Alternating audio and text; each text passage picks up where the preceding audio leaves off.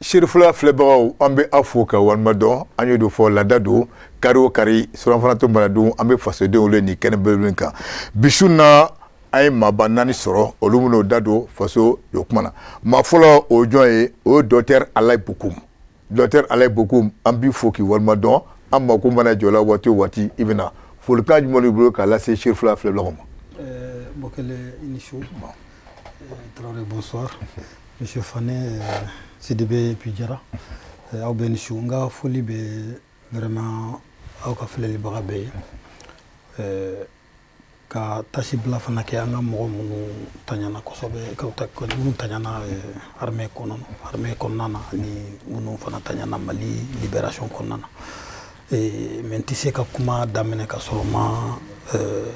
Chérif Ousmane Madani Haidara fo parce que n se ka daminɛ ka sɔrɔ ma Chérif Ousmane Madani Haidara fo a ka hakɛ to parce que vraiment an ka mɔgɔba de don. Vraiment n'an bɛ fɛn fɛn na Mali kɔnɔ an ɲɛ b'a jɔyɔrɔ la. Vraiment on le remercie pour son patriotisme. Voilà, ni an y'a fo an b'an ka mɔgɔbaw bɛɛ fo en commençant par le trésor humain vivant Bouya Haidara bɔra délégation min taara fɛn d'a ma l'autre jour là ka jɔnjɔn d'a ma ni Kumbo la vraiment ka remercier kosɛbɛ ale fana bɛ baara min na et puis tous les autres juridictions du Mali. Ok, merci beaucoup. Ni ko ye docteur Alayi Bokoum ye maa filanan o ye Ismaïla Fane folikan jumɛn b'o bolo k'a lase Shirifula filɛbagaw ma. Bogola n b'i fo n bɛ Traoré fo ka Shirifula baarakɛla bɛɛ lajɛlen fo ko débatteur minnu bɛ tabali kan k'u bɛɛ lajɛlen fo kɛrɛnkɛrɛnnenya n bɛ n ka président fo Elhaji Mohamed Sako mouvement jamana kanu tɔgɔ la an da bɛna don kuma na Ala ka kɛ sababa ye. Maa sabanan o ye Sulemani Jara ye MRP. Sulemani Jara folikan jumɛn b'i bolo k'a lase Shirifula filɛbagaw ma. I ni ce donc folikan min bɛ yen o ye ka Shirifula TV baarakɛla bɛɛ fo ka ɲɛmɔgɔw ni bɛɛ fo. Mais nga kuma fara monsieur Bokoum ta kan vraiment ka tasi bila kɛ ka ɲɛsin fɛn o fɛn fatura gɛlɛya in kɔnɔ fɛn o fɛn jogina fana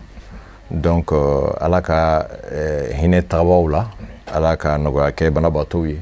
donc n bɛ n kumakɛɲɔgɔn bɛ fo donc ni Ala sɔnna an bɛ Ala deli Ala ka ko latigɛ cogo ɲuman. Ami. Kira kanu barika kosɔn. Maintenant o ye Modi Sidibe. Modi Sidibe folikan jumɛn b'i bolo k'a lase Shirifula filɛbagaw ma. Balimakɛ Bokele ni baarakɛɲɔgɔnw k'aw fo ka Shirifula hakilina bɔra maa min na n'o ye Ousmane Chérif Madani Haidara ani n'i y'a mɛn Chérif Ousmane Madani Haidara bi i ko k'a ka tɔn Amsardine k'an ka foli kɛ ka ɲɛsin u bɛɛ ma. O tɛmɛnen kɔfɛ Malien Mali kɔnɔ ani Mali kɔ kan minnu bɛ k'an filɛ nin wagati in na ka da u sigiyɔrɔ wagatiw kan ka foli kɛ ka ɲɛsin u ma ka tasi bila kɛ ka ɲɛsin welemasiri taabaa minnu tora Maliko la ka tila ka o taama kelen kɛ ka ɲɛsin fasoden minnu fana tora ni Maliko la ka duwawu kɛ ka ɲɛsin banabagatɔw ma banabagatɔ minnu n'u ye degun sɔrɔ ka ɲɛsin jamana bɛ gɛlɛya minnu kɔnɔ welemasiri taabaa kunda fo ka taa se fasodenw ma Ala ka nɔgɔya kɛ u ye minnu fana tora fasoko la ka duwawu kɛ u ye mɔgɔ minnu t'u kɔ a ka k'u tiɲɛ ye u tora Maliko min fana la Ala k'a kɛ maliyɛnw ani a ɲɛmɔgɔw ka baara n'u hakilina ka minɛli kɛ ka taa sira fɛ sira min ye faso tali ye k'a yanga jamana tɔw ɲɛkɔrɔ. Merci. Boubacar Traoré Enfré Zana Tigi folikan jumɛn b'i bolo k'a lase Shirifula filɛbagaw ma. An bɛ an filɛbaga bɛɛ lajɛlen fo nin wagati in na maa o maa ni i sɔgɔlen bɛ Shirifula TV la an b'i fo i y'a fɔ cogoya min na an ye laada kɛnɛ sigi i n'a fɔ kari o kari ni nin wagati sera an bɛ wele bila maabaw ma ka se ka na u da don jamana kunkanko kibaruya la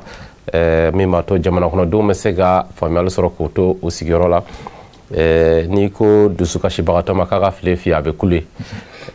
o la bi su in na an bɛna kuma fɛn min kan o ye kɛrɛnkɛrɛnnenya kari tɛmɛnen an da donna fan kelen na nka bi an da bɛna don a bɛɛ la min ye souveraineté ko a sɔrɔla kun jumɛn la Mali bɛna a ɲini ka se ka Mali y'a ɲini souveraineté ka se ka kuma a kan k'a kɛ a tagabolo ye i n'a fɔ jamana ɲɛmaaw y'a ɲini cogoya min na donc an da bɛna don la kun jumɛn de ye an ka jamana ɲɛmaaw bila a la an da bɛna don la k'a walawala maa bɛ se ka faamuyali sɔrɔ cogoya min na. siga tɛ nin na Boubacar tiɲɛ don mais an b'a daminɛ ni docteur Alain Bokoum ye Bokoum b'a dɔn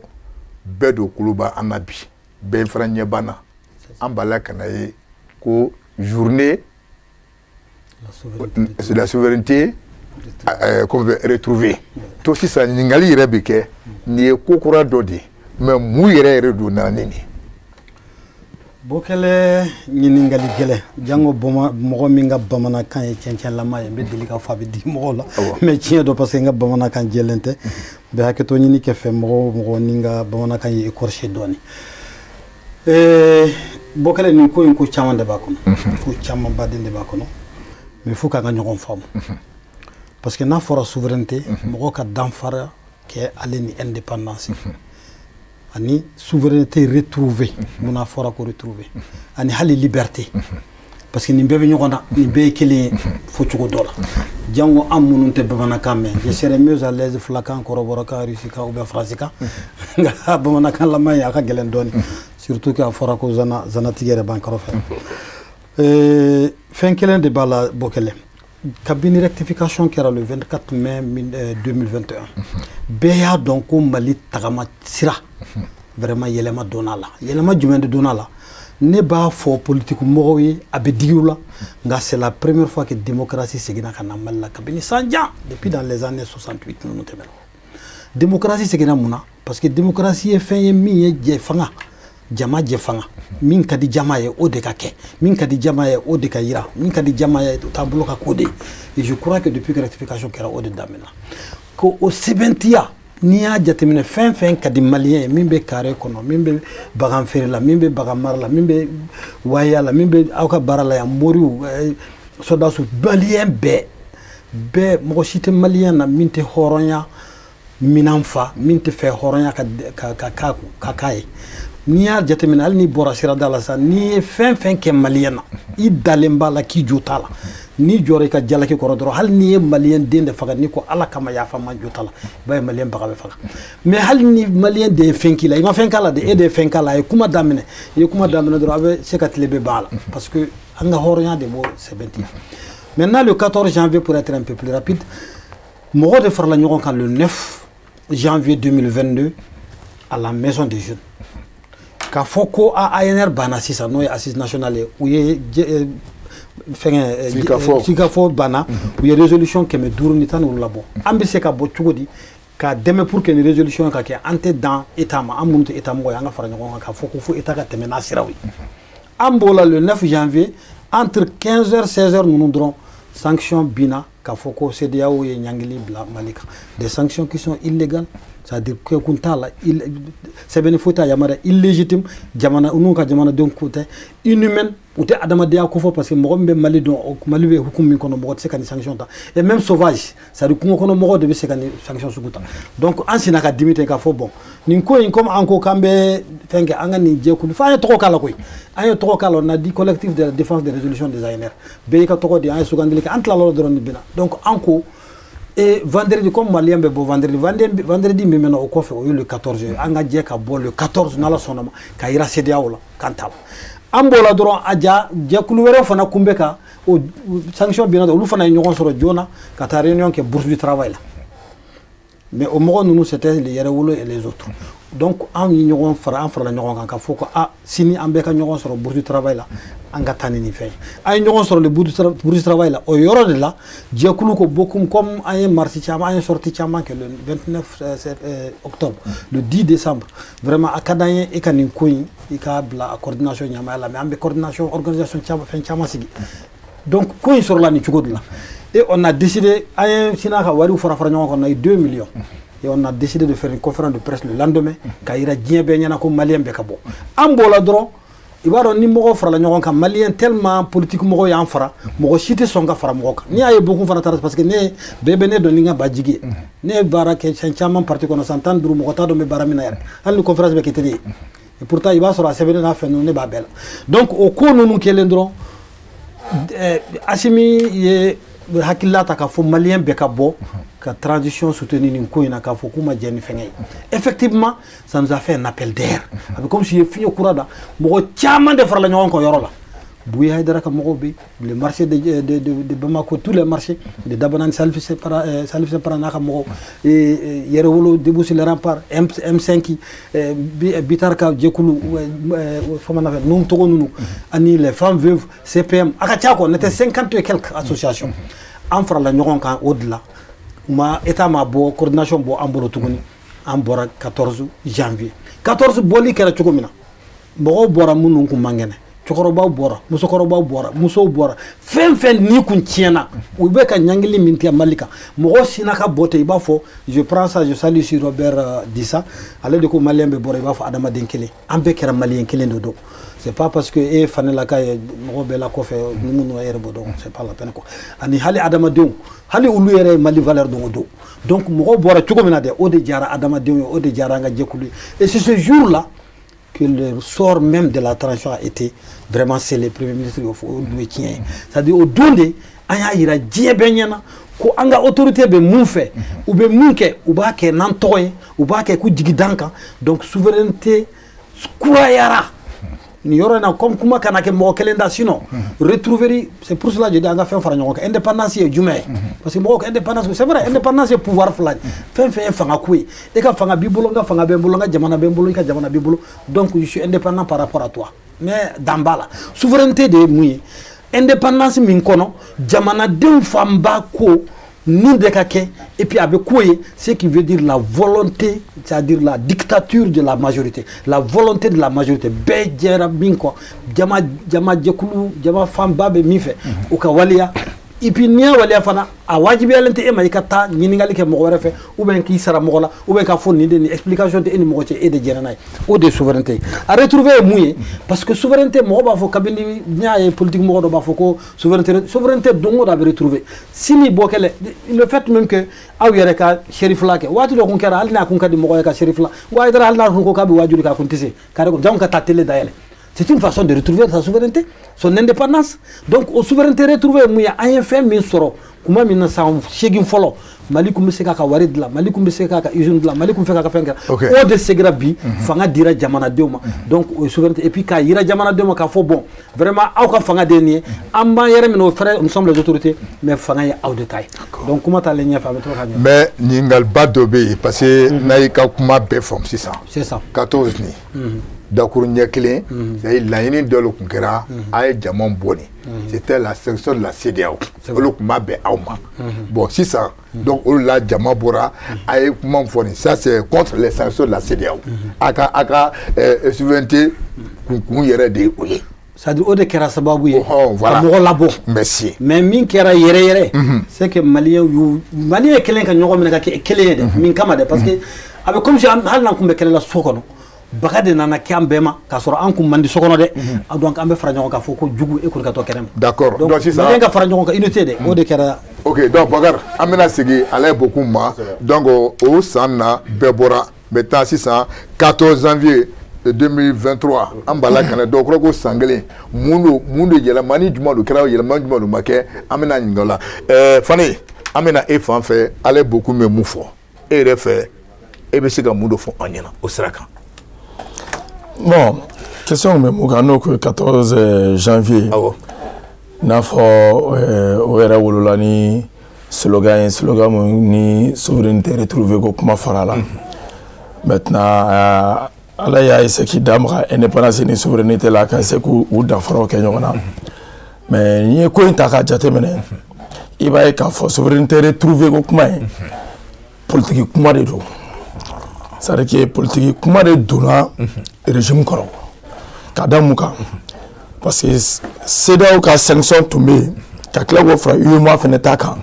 donc malon bora au mu kalama malon ya ira ka fo c'est là où ba sanction tankama on yuma ba sanction tankama krenkera la magara to frasi ka chimu bla c'est là président ma et que ni c'est là président ya essayer ko o kewale la walia donc on ma ben malon Doma, betere malien do, parce que malien be sur le boulevard sans fait. Maintenant, nous sommes sur le boulevard sans fait, donc là il y a donc nous au dos, an bɛ tugu an ka jamana ɲɛmɔgɔw kɔ minnu bɛ ka an mara bi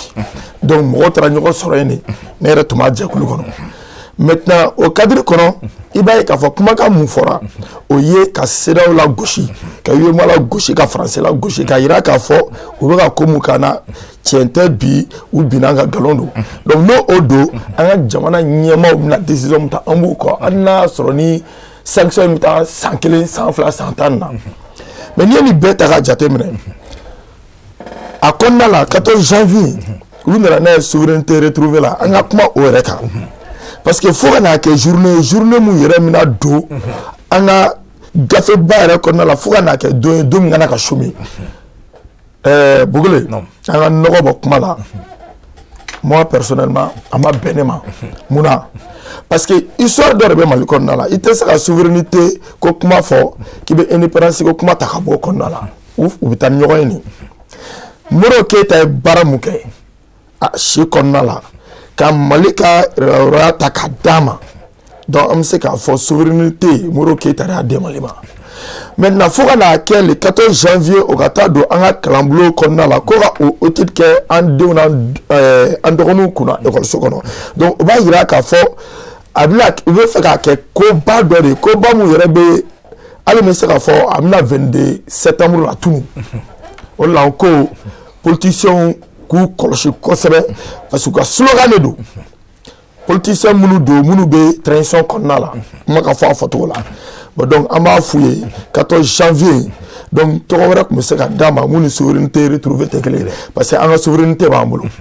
indépendance bɛ ta wagati min na Modibo Keyita a y'a ka armée sigi a ka armée tun b'a bolo indépendance bɛ ta wagati min na Modibo Keyita a ka wari a y'a ka wari dilan o tun b'a bolo souveraineté bɛ ta wagati min na Modibo Keyita usine dayɛlɛ ka usine créer donc an bɛ don min na ko bi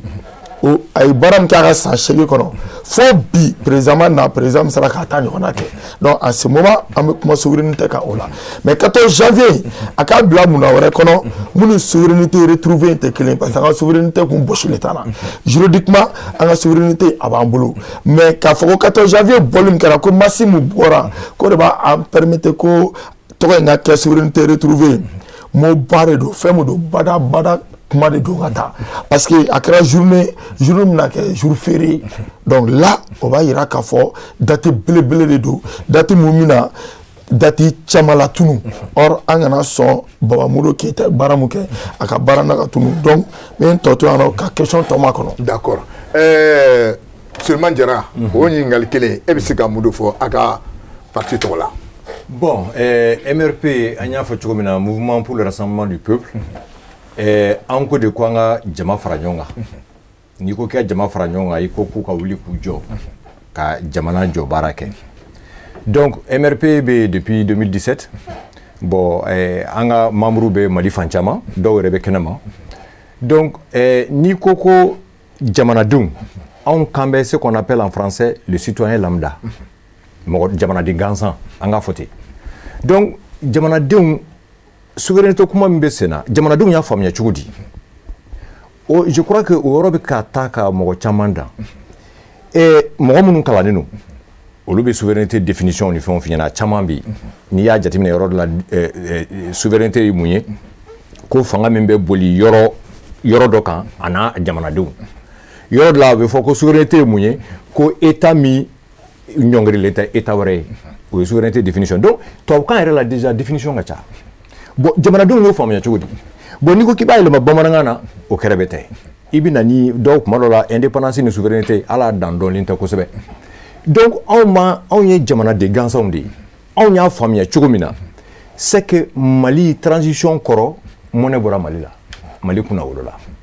malien il paraît que malien cɛkɔrɔba yɛrɛ dɔ ko sisan ale bɛ se ka sa parce que ale vraiment ale kunna wolola a kunna wololen bɛ taa lahara maintenant ni jamanadenw y'o faamuya ko de souveraineté ye dun donc mɔgɔ kalannenw bɛ se k'a fɔ dɛ a bɛ fili la mais o ye jamanadenw de hakilila ye wa jamanadenw bɛna wuli ka jɔ kɛ o de sababu la jamana mago bɛ mun na bi jamanadenw ka fara ɲɔgɔn kan an k'an bolo di ɲɔgɔn ma donc ni thème bɛ yen a kɛra souveraineté définition min bɛ yen n'o tɛ taa mɔgɔ kalannenw ka sira fɛ o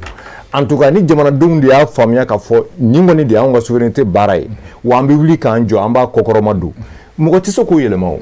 parce que jamanadenw de ye jamana ye donc ne kɔni fɛ a bɛ komi fɔlɔ an denmisɛnninw ma o tun b'a fɔ nin ye mɔgɔ kalannenw ka ko ye anw kunfinw ka ko tɛ nin ye bon il faut que an ka jamanaw mɔgɔ kalannenw ka o faamuya k'a fɔ kunfinw de bɛ yen mɔgɔ gansanw de bɛ yen minnu peut-être u ka kalan y'u ka kodɔn ma taa yɔrɔ jan mais olu nana ye k'a fɔ transition kɔrɔ vraiment fɛn kɛra vraiment a y'olu kunna wolo a y'u danbe segu yɛrɛ ma a ye u yɛrɛ k'u yɛrɛ ta ye a ye u kɛ u yɛrɛ sago ye bon n'olu ye o de traduit k'a fɔ ko de souveraineté bon donc o ye koba de ye parce que depuis Modibo tile la effectivement malien ma fierté ni danbe ni hɔrɔnya ni fɛn diya dɔn ka tɛmɛ sisan kan donc n'olu ko ko depuis Modibo tile la an ma ni ɲɔgɔn ye fo sisan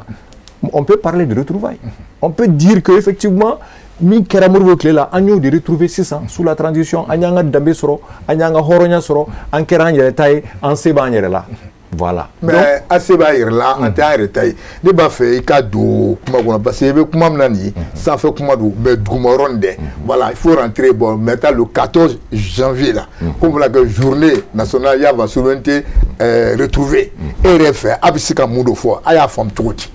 parce que voilà parce que il faut que tu rentres dedans voilà parce que nin ye ko kura dɔ le daminɛtɔ ye voilà a bɛ se ka mun de fɔ a kan bon an bɛ min fɔ c'est que wulikajɔ don wulikajɔ min don jamana t'a fɛ wulikajɔ in nɔ ka tunu mais laɲini kun ye mun ye laɲini kun ye maliyɛnw k'a dɔn ko Mali état souverain de don état min don a yɛrɛ ka destin b'a yɛrɛ bolo sisan jamana si tɛ yen an tɛ se k'an jɔ jamana min ɲɛkɔrɔ ka kuma an dalen tɛ duguma jamana si ye donc sisan sanction taara ka Mali sɛgɛrɛ maliyɛnw farala ɲɔgɔn kan k'u bolo di ɲɔgɔn ma sanction a tɛmɛna o a digira an na mais an y'a kun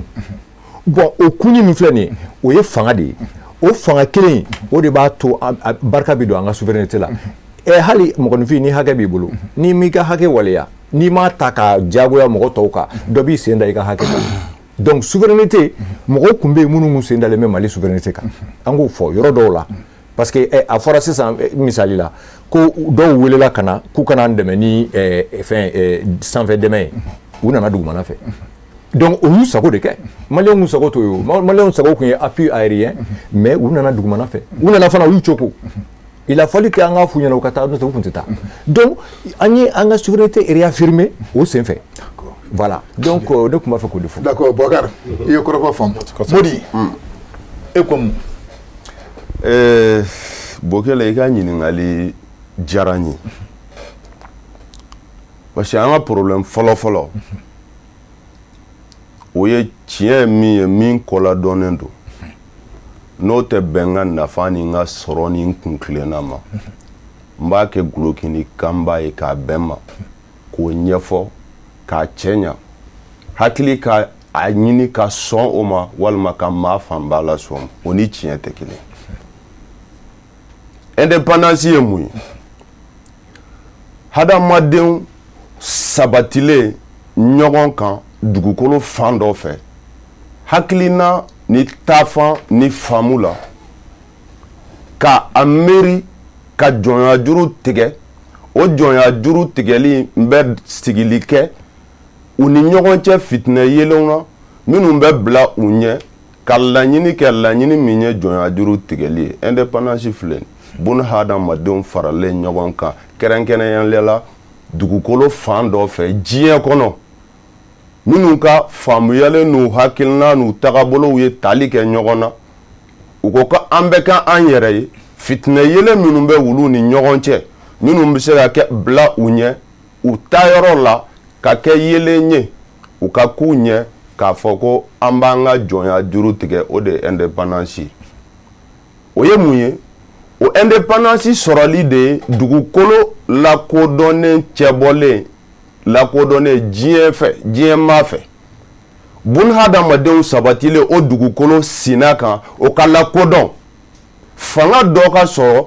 min bɛ hakilina ni taafan ni faamu o jama ka intérêt kan lawaleya u kan o de ye gouvernants ye o de la a bɛ fɔ tiɲɛ kan yɛrɛma hɔrɔnya jɔsen de ye souveraineté souveraineté explication fila t'a la dɛ kelen pewu jama y'a faamu tan jama y'a bila ka taa tan jama bɛ fɛ ka taa n'a ye tan mɔgɔ kalannenw ko tan nin si tɛ tiɲɛ ye an ka kan tɛ o fanga fam anga mogo kalannon ka se ka courage sɔrɔ k'o ɲɛfɔ aw ye kalan kɛ min na a y'an kalan min na a ye dɔɔni sɔrɔ kan min na a ye dɔɔni di tɔw ma cogo min na fɛn ka wolo kɔnɔ n'o ye souveraineté ye k'aw bɛ ɲɛfɔli cogo wɛrɛ sɔrɔ o la k'o bɛn aw ma aw tagabolo hakilina aw ka faamuyali ani aw ka sɔrɔ ani aw kunkilenna ani aw ka laɲini sini o tɛ passé il faut que o tiɲɛ ka fɔ o ka faamu souveraineté cogo fila t'a la Bokele dugukolo cɛ bɔlen dɔnnen dɛ buna adamadenw fana lakodɔnnen olu minnu fana ka lakodɔn na ɲɛmɔgɔ b'u la ɲɛmɔgɔ minnu bɛ fɛɛrɛw ta k'a laboli u kan o fɛɛrɛ minnu bɛ tali kɛ u ka nafa kan souveraineté filɛ nin a taamasere dɔ ye drapeau ye a taamasere dɔ ye hymne ye a taamasere dɔ ye wolomasili tabaw ye souveraineté sugu caman ko dɔw b'a fɔ kɔfɛ dɔw b'a fɔ kɔnɔ souveraineté k'i yɛrɛ ye k'a lawaleya i ka lakodɔn ni kɔfɛla ye o ye extérieur de ye k'a laboli cɛbɔlen lakodɔnnen kan dugudenw jamana kɔnɔdenw fɛ bɛɛ bɛ min kunna dɔn o ye intérieur de ye histoire kana fali histoire kana yɛlɛma jamana min kɔnɔ baarakɛdon samedi ni dimanche tɛ baara n'i y'o ta k'o lajɛ san na n'i ma fili ma ɲina a bɛ bɛn tile 90 de ma tile 90 o bɛ perte min na don jamana kɔnɔ jamana min na samedi yɛrɛ kan ka fara baarakɛdon kan maa o maa n'i ko k'i bɛ fɛ ka jamana yanga maa o maa n'i ko k'i bɛ fɛ ka jamana yira jamana tɔw la ni sanga ye maa o maa n'i ko k'i bɛ fɛ k'i disi gosi ni maliyɛnya ye maa o maa n'i ko ko maliyɛnya ye sanga ni k'i disi yira ko ne ye nin ye a tɛ taa baara kɔ o o baara kelen min bi i kɛ o ye i bɛ ka dɔ bɔ o baarakɛdenw fana la ko souveraineté retrouvée tile 90 samedi kan ka baara Mali la n'an bɛ fɛ Mali ka taa ɲɛ n'an bɛ fɛ k'an disi gosi jamana tɔw ye n ye nin ye dalen dɔ b'a fɔ Bokele dalen dɔ b'a fɔ ko doni tɛ ɲɛ tɛ fili doni ma k'a bɛ giriman dɔn ko ɲɛ tɛ doni ta k'a bɛ giriman dɔn giriman kun ye mun ye ka fɛn kɛ i ka dɔn hali n'i fɔfɔra ni maa min fɔra i fɔfɔ nɔ kɔ o k'a fɔ ko ko belebele tɛmɛna yan dɛ ni n bɔra o kɔnɔ n bɛ taa fɛn filanan na o ye mun ye o ye souveraineté retrouvée bɛ ka ɲɛfɔ cogo min ne t'a faamu n t'a faamu min na n b'a fɔ assise nationale de la refondation ANRR kɛra u ko ko bɛnkan 527 ko o de kan ka lawaleya ko ye jama ka laɲini ye jamana sini kama o 527 min bɛ ka lawaleya o la mara la n'a bɛ tɛmɛ 5 kan 502 tɔ bɛ min an b'o la ko souveraineté retrouvée ko jamanadenw y'o fana ɲini ko ka jamana na taa o sira finalement aw bɛ taa ni jamana ye min de jamanadenw yɛrɛ ye jɔn ye finalement il faut que o ka fɔ o ka faamu kuma kɔnɔ mɔgɔw ko baara kɛ ni o ye 14 janvier jama sugu jumɛn bɔra kɔrɔ Bokum ka jama tɛ transition ka jama tɛ gouvernement ka jama tɛ Mali jama de don n b'a ɲɛfɔ a bɛ faamu ne min filɛ nin ne bɔra yɔrɔ a ye tɔn fɛn fɛn fɔ ne t'o la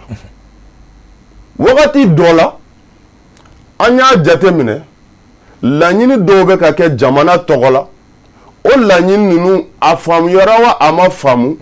fɛn dɔw taara ka ɲɛsin an ma n'o ye sanction ye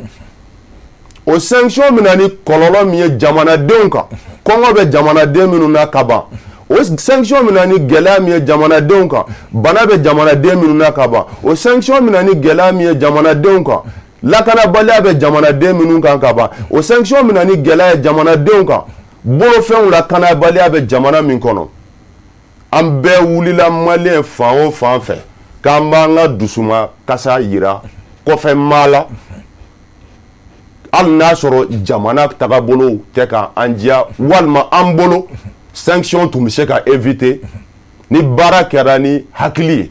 ni fɛɛrɛ ye ni faamu ye sanction tun bɛ se ka éviter mais o bɛɛ n'a ta an ko an bɛ wuli ka an ka dusuma kasa yira diɲɛmaa la ka da sanction kan 14 janvier Maliens ma bɔ ko transition soutien 14 janvier Maliens ma bɔ ko parce que k'u y'a ɲini ka transition prolonger ko de ka di ou bien o man di o Maliens bɔra sanction de kama an ka kow to u hukumu kɔnɔ an ka taa n'a ye o de ka ɲi minnu b'a baara kɛ ma kɔrɔ Bokele ma tila o de ka ɲi minnu b'a baara kɛ ma ani mɔgɔ minnu fana bɛɛ fɛ Mali ka taa ɲɛ maintenant n bɛ kuma laban ni yɔrɔ min ye fo o ka fɔ o ka faamu o ye yɔrɔ fila ye yɔrɔ fɔlɔ o ye jumɛn ye Cherif Madani Haidara o ka wajuli degun min tun bɛ ta ka ɲɛsin a ma wagati la o bɛ tali kɛ a yɛrɛ ka diinɛ lase Togo min bɛ kɛ tiɲɛ kan n'o o tiɲɛ tun bɛ digi o wagati o fangatigiw la o ye mɔgɔ ka diinɛ lase Togo tiɲɛ bɛ digi mɔgɔw la mais yan an kan bɛ jamana kunturu kelen de ma o ni Cherif tɛ fankelen fɛ Togo dɔ la ani Cherif bɛ fankelen fɛ Togo dɔ la n b'a ɲɛfɔ Cherif y'an bɛɛ ka ɲɛmɔgɔ ye au conseil islamique mais Cherif bɛ fɛn o fɛn fɔ a t'a fɔ ale a b'a fɔ ko jamana o de la n bɛ kuma fɔ k'a faranfasiya k'a bɔ ɲɔgɔn na a k'a fɔ n bɛ kuma laban ni yɔrɔ min ye mɔgɔw ka sabali mɔgɔ minnu ye san 20 kɛ politique la jamana kɔnɔ mɔgɔ minnu ni régime fɛn fɛn kɛra u kɛra ministre a bɛɛ la u ye mɔgɔw senkɔrɔma tintin o fangaw kɔnɔ mɔgɔ sugu caman fɛɛrɛ sugu caman na ani fasoya caman na olu kana fɔ k'u bɛ moral kɛ mɔgɔw kun sa Mali problème sera yɔrɔ min politique mɔgɔw yɛrɛ bɛ ka politique mɔgɔw sen minɛ k'u di sɔrɔdasiw ma k'a kɛ komi politique mɔgɔ kura ani kɔrɔlen de bɛ alors que politique mɔgɔ kura ka dɔgɔ Mali ko la bɛɛ à un moment donné a participé à la gestion de ce pays à différents niveaux. D'accord. Mais je termine tout de suite, mais classez ça. Je termine tout de suite à différents niveaux. Mais mon politique mɔgɔ dɔw bɛ u sigi k'a fɔ politique mɔgɔ wɛrɛw ma politique mɔgɔw de y'a to an ka souveraineté t'an bolo. Souveraineté perdira wagati min na n'a sɔrɔ a perdira n'i y'a ta k'a lajɛ u caman kɛra ministres y'a kɔnɔ fɛn caman kɛra o wagati la munna u t'u yɛrɛ don a la fanga kɛrɛfɛ ko fanga nege fanga sɔrɔli fanga marali kana kɛ sababu ye k'a fɔ ko kulu min na maa ɲuman damadɔ b'a la aw bɛ kuma lase fɛɛrɛw n'a hakilinaw fara ɲɔgɔn kan k'u sɔnsɔn selege la selege min n'a bɛ tali kɛ dɔrɔn ka mɔgɔw gosi k'a fɔ ko u b'u sen bɔ a la tout le monde est politique et tout le monde y compris ces militaires ont participé à la gestion de ce pays homme neuf tɛ Mali kɔnɔ. Ok, voilà. D'accord, donc Bakar bi su na diba kati démonstration ninnu bɛna yira sisan bɛɛ bɛna c'est à dire que mɔgɔw commencera ka fɔ donc kuma b'i bolo. Ok, ne bɛ ɲininkali min kɛ n bɛ taa Ala ye beaucoup n bɛ tɛ fanfɛla docteur n'i ye jateminɛ kɛ journée de la souveraineté jamana kɔnɔ maa dɔw kɛlen don ka a kɔ k'a fɔ olu yɛrɛ bolo nafa tɛ a kɛli la e bɛ jaabili jumɛn de di o maaw ma.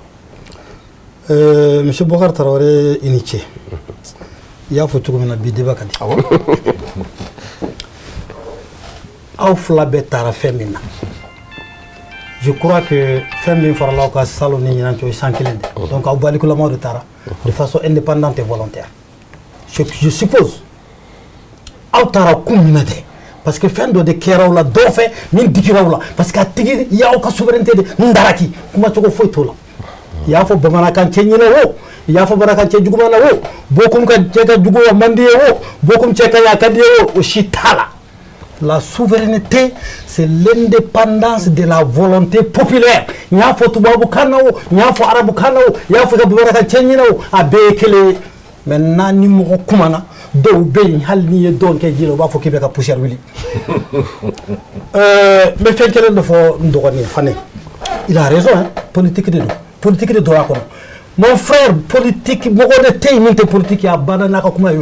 religieux sont politiques, les politiques sont politiques, les militaires sont politiques, les associations sont politiques, la société civile est politique, les journalistes sont politiques, et nous sommes tous politiques.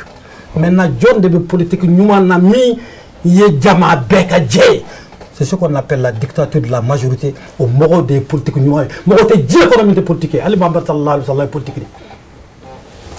C'est la gestion de la cité. Il faut arrêter politique. La politique, je suis d'accord avec toi. La politique, c'est pour cela que politique,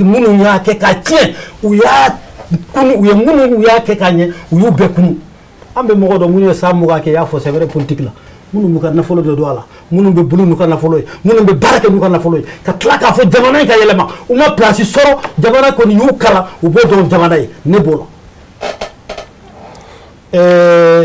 moi je veux dire une seule chose à côté les korato mbi lafia kle hata mi shobele de jamana ko no malla ko no biya ka hali kle keme ni samedi ni dimanche do ala ni ata chugo mais kle foité ko barate et tout donc parce que nous ne pouvons pas dimanche ni samedi peut-être que d'arriver et tout là à la catoïe sinon jabana de barakela ou donte barakela il n'y a que 113 000 fonctionnaires maliens il y a 21 millions à tout barabe barakeo quand nous barake fouiller ça parce que comment ka din damba fo ka bi fait comme soso les dates venons aux dates et je t'informe hein, les résolutions des ANR c'est pas 527 je sais que c'est un lapsus linguistique, il faut la dans la commande. Et date de 22 septembre, à d'abord Minkama, parce qu'au donné, Modibo Keita Segile, ou Taro Segile, cette technique-là, qu'a Foko a Fédération de Mali Tira, à Mayereta, à Madjabéo. Malien Hakem Mbora le 14, à ma délicat qui est Mali franchi, à ma délicat qui est Mali histoire. La raison est que hali aw munu kunta faire bi aw munu ta fait bi parce que kuna kumba fait aw bor o kore ko malien be de bor ne mo ye munu je te jure ndambarato ala de lu jorato ala de jarabino ou bor bo sugo be de bor donc le 14 bor parce que do ambe ñoo uni au unification de il faut prendre le verre à moitié plein parce que aw be bor aw mal de flé aw ma sanction c'est vrai sanction de kera sababu et puis faire des sababu de quoi sanction kera sababu mais ni ko soutienté mon frère je me porte en faux contre ça soutien de nous hali ero donc quel ko ni soutien ke faut ni que ni fitri wala fena comment on appelle ça deux poids deux mesures je finis tout de suite une minute seulement s'il te plaît pour ce qui concerne il faut qu'on se mette d'accord date chama de même l'histoire kono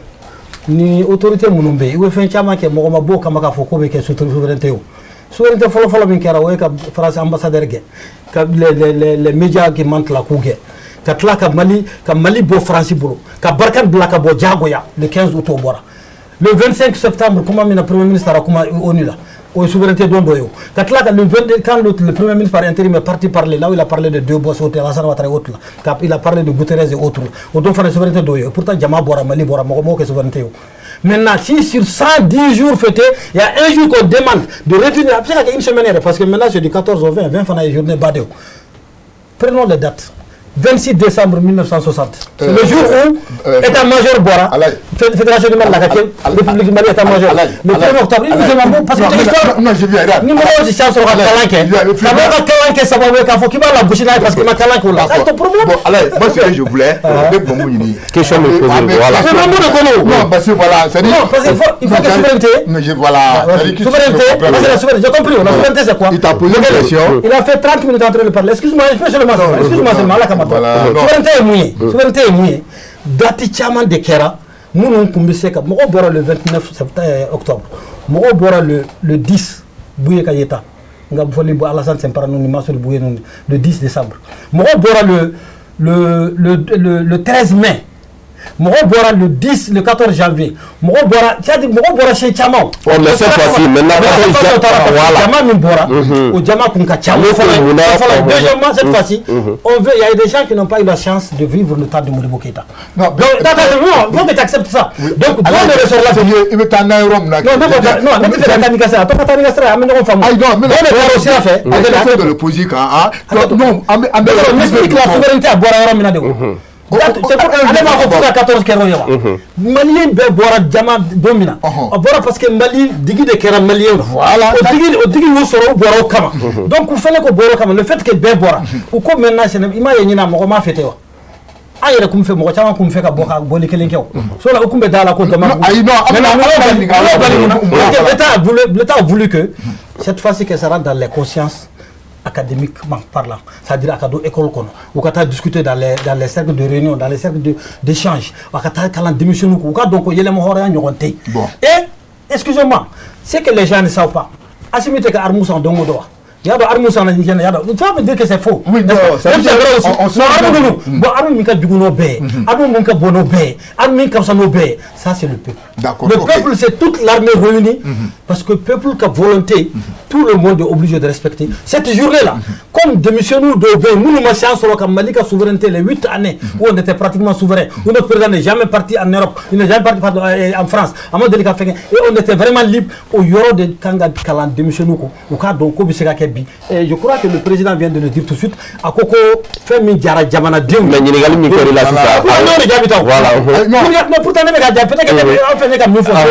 mais la souveraineté, c'est le 14, c'est quoi? 14 journée, mi-yelema horoya yira malika décision tachoula, an malika tabouloula, an malien ka hakilala. C'est ce qu'il est en train d'expliquer avec son nom. Ok, nous il faut ok, ok,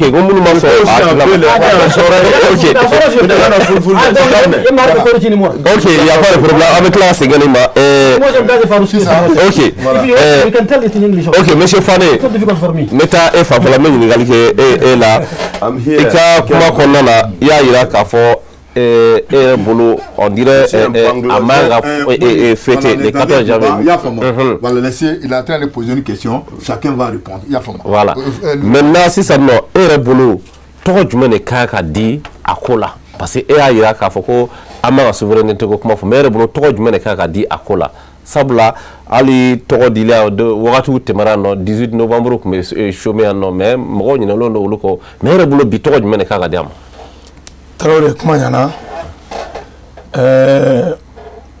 n'i ye ɲinti ta k'a lajɛ maa mun b'a dilan o b'a dɔn wo b'a la maa mun b'a san o b'a dɔn wo b'a la maa mun b'a utiliser o b'a dɔn wo b'a la a ko bon komi ko bɛɛ politicien ye n bɛ politicien kɛ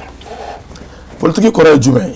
n'i y'a ye i donna politiki la i bɛ fɛ ka nafa min lase i ka sigida ma a ko ne ni Sidibe fila bɛɛ taara a kɛnɛ kan. An taara kɛnɛ kan ni malidenya de ye an taara kɛnɛ kan ni objectif jumɛn ye o ye CEDEAO ni UEMOA ka sanction ye nin ye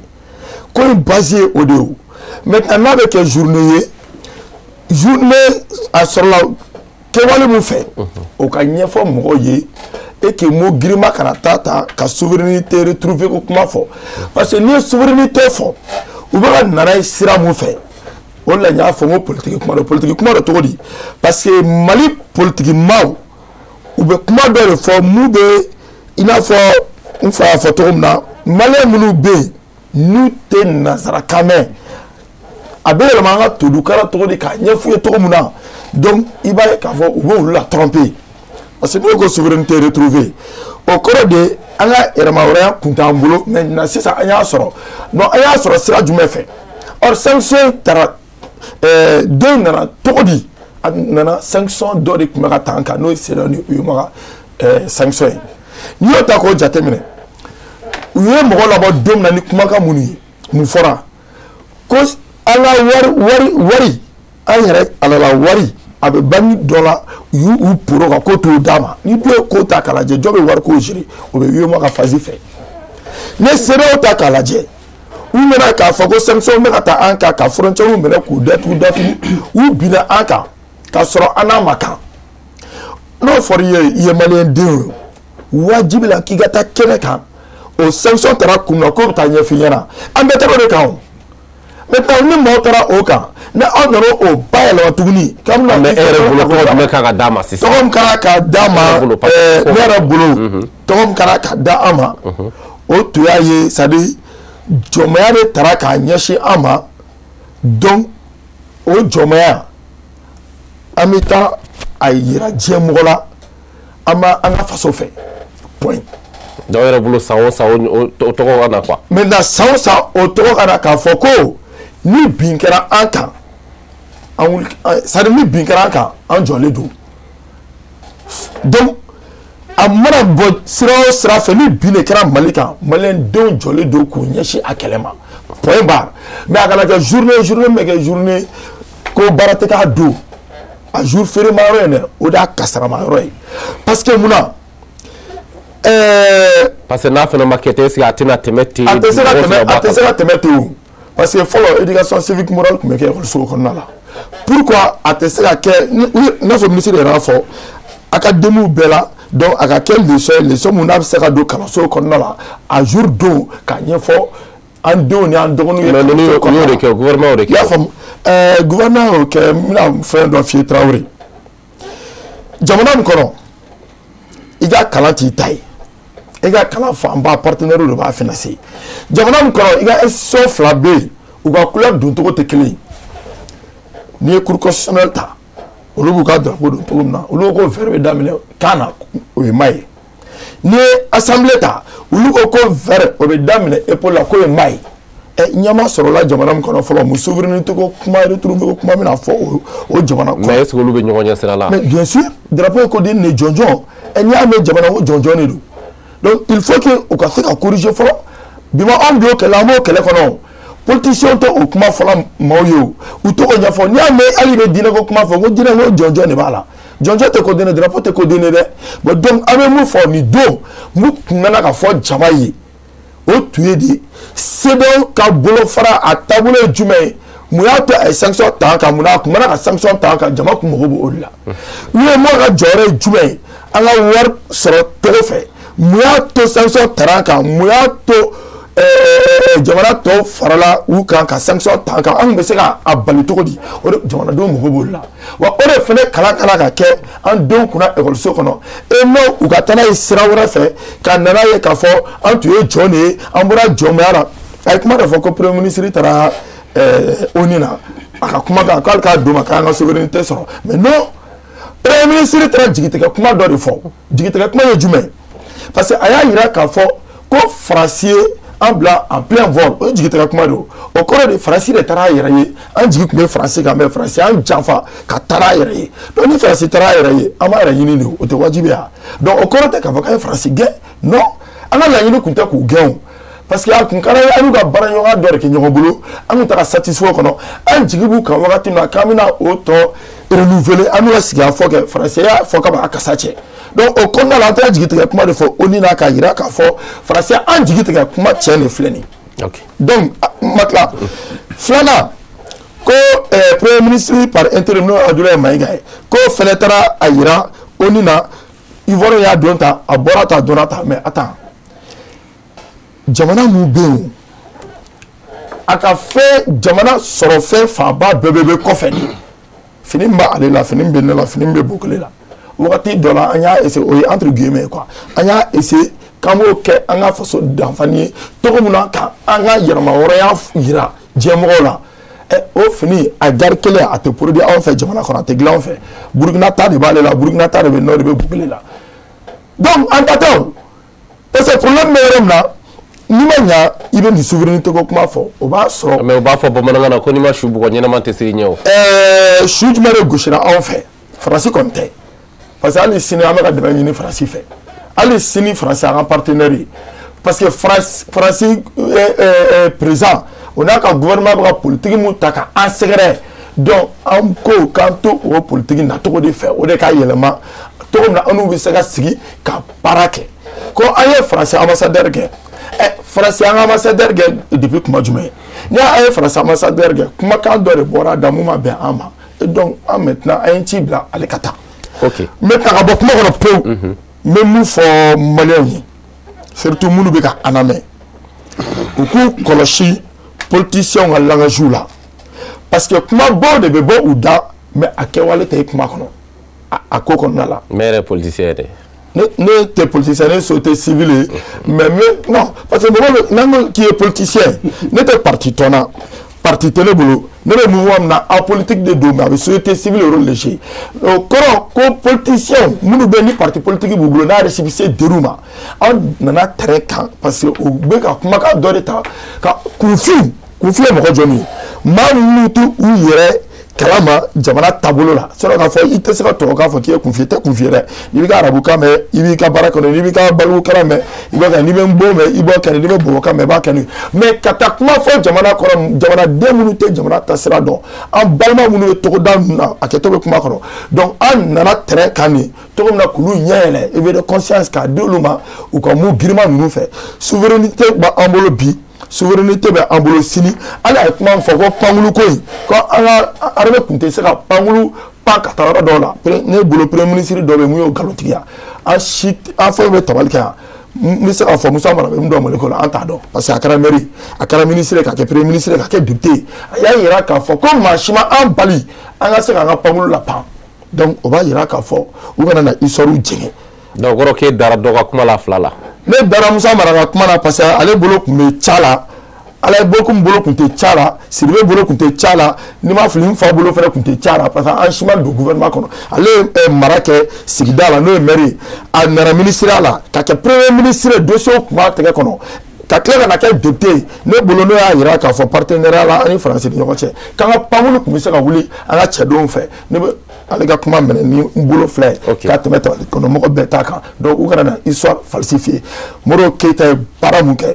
ka mɛ mun fɔ souveraineté ko la a bɛ daminɛ du kɔnɔ de hakilina mentalité ka a don i ka dudenw n'a ka jamana kanu don la patriotisme donc a fanba belebele o de mais balo mun kɛra a b'a la France a b'a la CEDEAO a b'a UEMOA o tɛ souveraineté retrouvée wa kuma ale tun b'a kɛnɛ kan cogo min na ne tun b'a kan kumakan min yɛrɛ tun b'a fɔ podium kan minnu jɔlen don u ma foyi faamu parce que vuvuzela kun b'u da wa kuma bɛ taa tubabukan na yan fɛ a bɛ taa bamanankan na yan fɛ an foyi ma faamu jamanadenw fɛ donc a ka kan an ka walawalaliw kɛ k'a ɲɛfɔ wa k'olu bɛ taa di cogo min na ekɔlisow fana kɔnɔ comme ne yɛrɛ ye promoteur d'école ye donc an kɛlen don k'a ko su de près programme min na bɔ n'u ko k'u bɛ taa n'a ye sira dɔ fɛ an ma jigin sira la histoire tɛ falsifié dɛ. ok baasi tɛ an bɛ tila ka segin ka n'i ma o b'a to monsieur Jara n bɛ taa e fanfɛla la e yɛrɛ bolo nin wagatinin na est ce que nafa bɛ nin journée fête la wa. Bon, ne b'a fait ka min fɔ peut-être jama bɔra le 14 min na peut-être o jama mɔgɔ caman bɛ qui n'ont peut-être pas mesuré la gravité de la situation o ye ne hakilila ye ka d'a kan ale ye min fɔ effectivement mɔgɔw bɔra parce que a fɔra ko peut-être wari dɔ bloqué don yɔrɔ dɔ la mais a wagati c'est le pays qui était menacé c'est-à-dire que le Mali était menacé de disparition parce que jamana bɛ kɛlɛ la an bɛ kɛlɛ la mɔgɔ fila fɛ mɔgɔ fila fɛ ensuite gɛlɛya bɛ jamana kɔnɔ min ye économiquement ye o bɛ yen mais ni sanction wɛrɛ taara ka Mali sɛgɛrɛ à wagati on pouvait penser que le Mali était même menacé de disparition donc ni o wulikajɔ kɛra est-ce que mɔgɔ kan k'o kɛ devoir de mémoire ye mɔgɔ kan k'i hakili t'o la wa ni anw ɲininka an b'a fɔ ko o kan ka kɛ fɛn ye nin don jamana kun bɛ ɲini ka ci ka d'a kan an bɛ gɛlɛya kɔnɔ mais sanction wɛrɛ taara k'an sɛgɛrɛ donc maliyɛnw jɛra ka wuli ka u ɲɛsin o ko ma ala y'a kɛ ayiwa Mali ye se sɔrɔ parce que Mali tora ye donc yali o date kan ka to mɔgɔw kunkolo la wa ne b'a fɔ n ko parce que o ye date ba de ye a tɛ indépendance bɔ mais a ma ja la parce que indépendance ye an y'an ka yɛrɛma hɔrɔnya ta mais nin don on était menacé de disparition mais ala y'a kɛ jama y'a faamuya jama wulila k'i jɔ bon o de y'a to jamana continuera donc yali o date est-ce que c'est une date à retenir ne b'a fɔ n ko o ye ne hakilila ye donc maintenant souveraineté ne y'o de fɔ o souveraineté hali ni ko sisan an k'a fɔ yɛrɛ bamanankan na ne tɛ m'o la o an b'a fɔ dɔw b'a fɔ ko yɛrɛma hɔrɔnya donc voilà yɛrɛ ta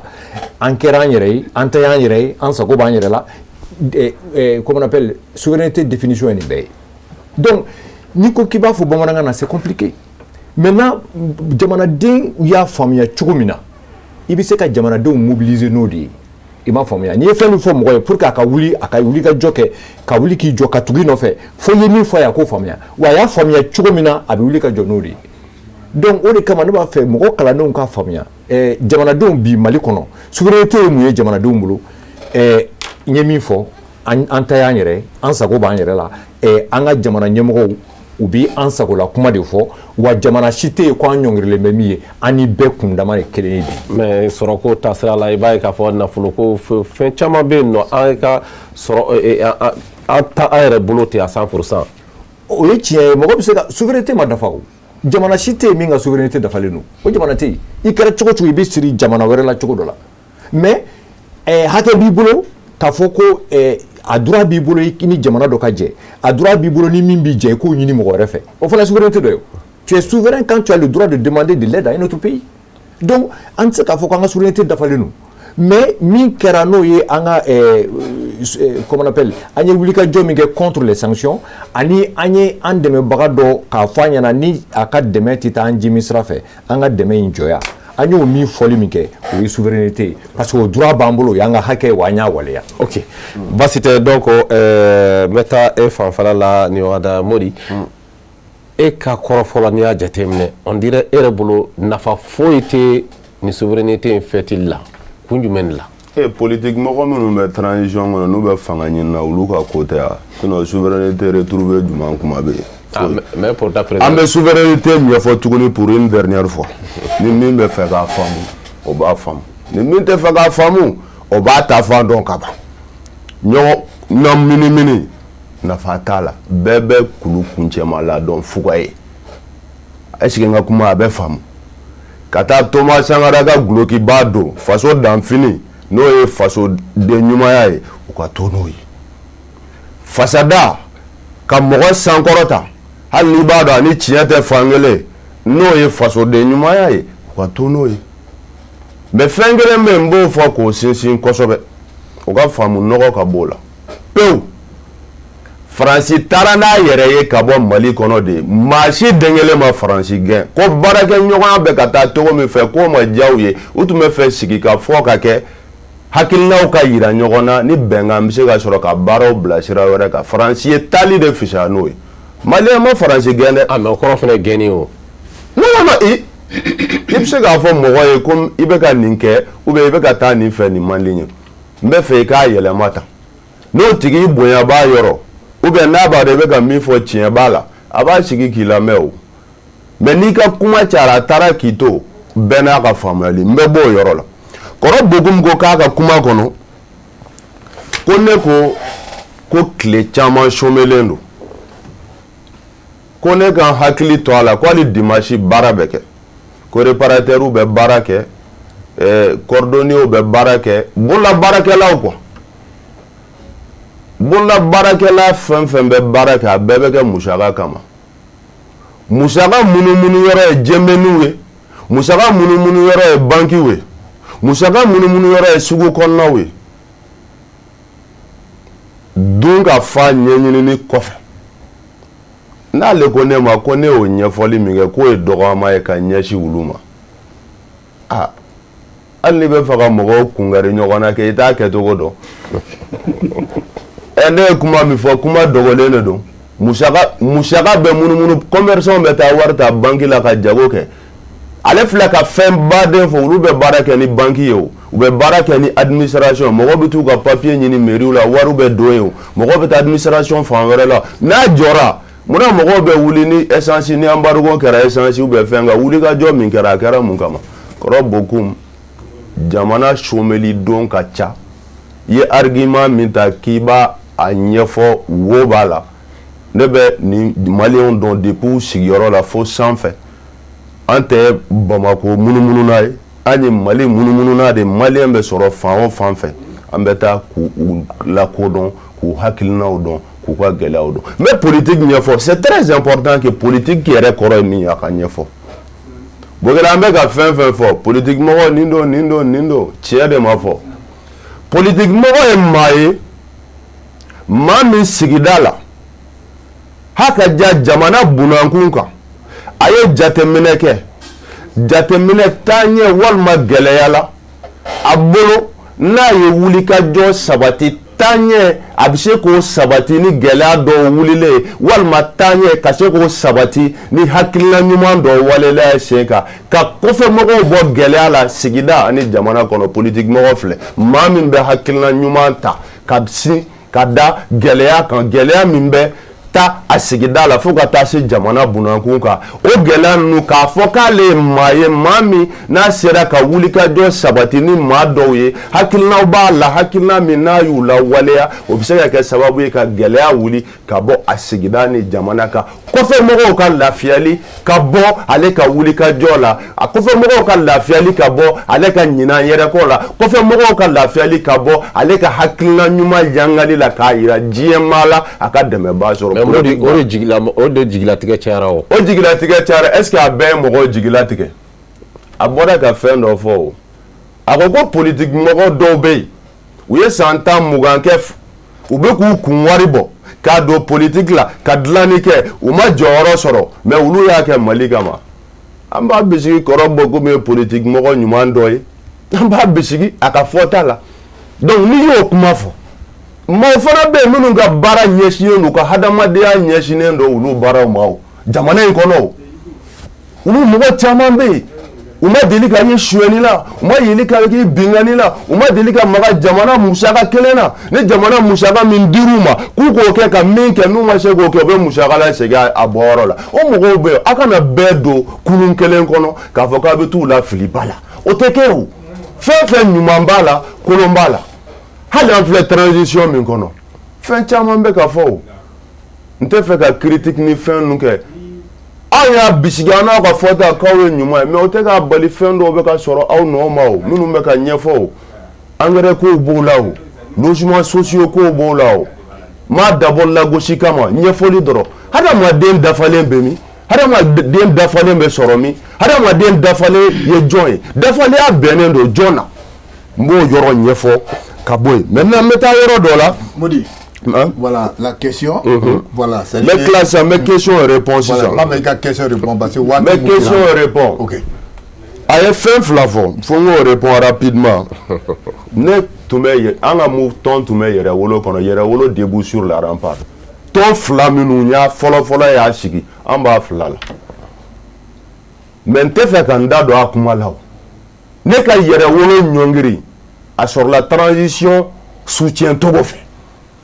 An bɔra la ten de o an ko k'an ka kɛ maaw ye maa minnu bɛ kɛ maaw ye ka kɛ transition kɔlɔsibaga ye ni ɲuman min kɛra an k'u fo k'u waleɲuman dɔn k'u encourager n'u ma se ka min kɛ n'o ma ɲi u ka sigi an k'a f'u ye ko o ma ɲi u y'u bɔ o ma kunu u tɛ k'o kɛ bi ya ala ma tiɲɛ di anw ma wa n bɛ bɔ yen pour que ka question répond rapidement ka mɔgɔw gɛn ka bɔ Mali la.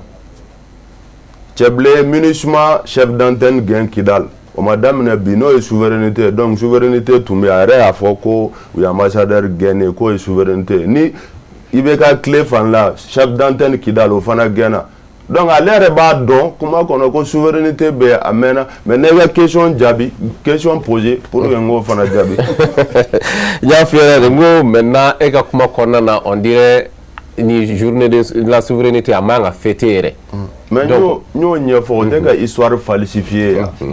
Oui, ça c'est la falsification de l'histoire. Je profite de l'occasion. Encore comment qui va ni m'a intéressé Mali histoire là. Côté aller noyer. Mais je regarde au Koroga école minorité Mali histoire quoi école de école bisaka que faut nous créer Russie quand meni école. Souveraineté retrouvée wo. Souveraineté perdue wo Mali o mogo be mina dunga fa ka sabati jamana min kono dunga fa sabati lente jamana min kono jamana famba te jamana jemogo bolo jamana don bolo jamana min kono Mali drapeau tsega yele fambe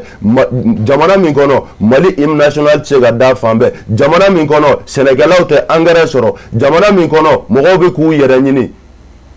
abe fere de nyini olawa abeta de ko souveraineté retrouvée ou perdue ako ko fana akuma la nkoro ke côté beaucoup kuma sonje na kata boulevard la ko ya préféré ko ga do classe kon ama banga ta boulevard la ka fotene maa si tɛ bɔ ka taa aw sɔrɔ boulevard la tuguni parce que an bɔra min kama n'aw bɛ k'a kɛ min ye o tɛ kelen ye aw t'an sɔrɔ ka taa bilen aw y'o faamu de ka taa sira wɛrɛ fɛ. d'accord Boubacar n y'o de fɔ n ko bi su in na a tɛna nɔgɔya i y'a faamu démonstration de force de bɛ ɲɛna voilà mais an b'a fɛ ka mun dɔn an ka don thème yɛrɛ kɔnɔ mais beaucoup moi ce que je voulais savoir sisan a ka 14 janvier ni laɲini tun ye mun ye i da donna la ka nin bɛɛ fɔ mun ye CEDEAO ka sanction ani fɛn o fɛn bɛ yen a bɛɛ don sisan le 14 mun tɛmɛna nin ye donc maintenant an y'a ye k'a fɔ bɔli nin ko a ma se ka bɔ tuguni a bɔra a ma i y'a faamu donc o bɔra a ma donc maintenant n'a kɛra n'a kun kɛra sisan o kuma kelen min kun fɔra 2022 o kuma kelen de kun bɛna sigi wa ou bien mun de kun bɛna kɛ. Bokele o kɔni kuma yɛrɛ fɔ o kuma kelen kun tɛ se ka fɔ bilen parce que fɛn kɛra min kama a y'o nafa se o ko président sɔrɔla ka kuma yan audio la k'a fɔ k'ale une semaine an t'a kɛ mais le peuple malien an farala ɲɔgɔn kan on s'est unis et on a pu tenir pendant 7 mois donc kuma y'a yɛrɛ fɔ maintenant Bokele i bɛ hakɛ to kuma yɛrɛ fɔ cogo di i m'a fɛ i ka don o la quoi kuma y'a yɛrɛ fɔ cogo di e ko n'a ye sɔrɔ 14 n'o kuma kelen bɛ se ka fɔ an bɔra min kama min y'an labɔ min kɛra sababu ye je suis d'accord avec eux sanction de y'an bɛɛ kɔri voilà kɛ ko caman de kɛra Mali la ka fara ɲɔgɔn kan o kimi de kun bɛ yen mɔgɔ kun diminen don sanction nana dɔ de fara kɛ peut-être pas la même première sanction maintenant Bokele bɛ fɛn kelen dɔrɔn de ɲini fɛ n ka bonyaba de bi yɔrɔ la j'étais suivi avec les autres wallahi numa kuma ta hali ngo ita fo do politique la fo be tla ka fo ka question pose ko ko ta hali ngo fo ala ka mi de ni fa je voulais que tu retires ce mot parce que mais tiens non je viens pour te faire plaisir non pas pour te faire plaisir je retire pour te faire plaisir sinon je viens il faut bec le non bec on bala non je t'en pas non il y a toute l'attention dessus non moi je voulais que tu vois Yekmata depuis le début faut qu'on a 600 mois Mohamed kuma minɛ la non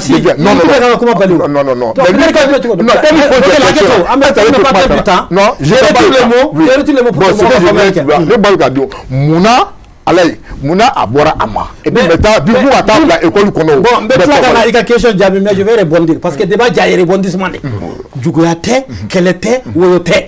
an bɛ kuma de ni hakilila de donc a to ne fana ka répondre ale fana ko sisan ko jɔnmaya fɛn de kun banna o de la u bɔra pour que jɔnmaya kana ka kuma kan don ko ni bin kɛra an kan bin bɛ kɛ mɔgɔ kan min ka souveraineté tɛ o aw hakili b'a la le 28 juillet 2013 jɔn de ko fɔ élection kɛ Mali la. Voilà, tu sais qu'il y a un problème. Là, je ne suis pas d'accord, j'arrive. Non, je viens. Moi, je ne veux pas qu'on revienne de 2013. Si on a un débat, il faut qu'on se dise. Non, j'arrive. Moi, ce que je voulais, on a dépassé, faire tourner le coin. Je voulais que tu réponds à notre question. Bon, donc, à ma place. Non. Ah, si. Non, tu peux oui, mais tu réponds à notre question. C'est qu'on a la. Mais je suis en train de répondre à ta question, mais avant de répondre, permets-moi de répondre parce que vous avez fait de faux. Politique, comment de forêt? Politique, quel est le numéro? Non, Bokele, s'il te plaît, laisse-moi aller dans mon raisonnement. Sinon, si vous voulez. Mais donne la télé.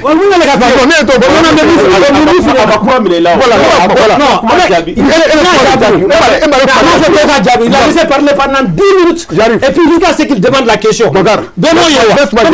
Avec ça. Je commence avec toi. Je commence, j'ai terminé avec lui. Mais comment dit Bema? Moi, c'est mon tour. Il t'a posé la question. Bokele, laisse-moi. Après, maintenant, je vais poser la question.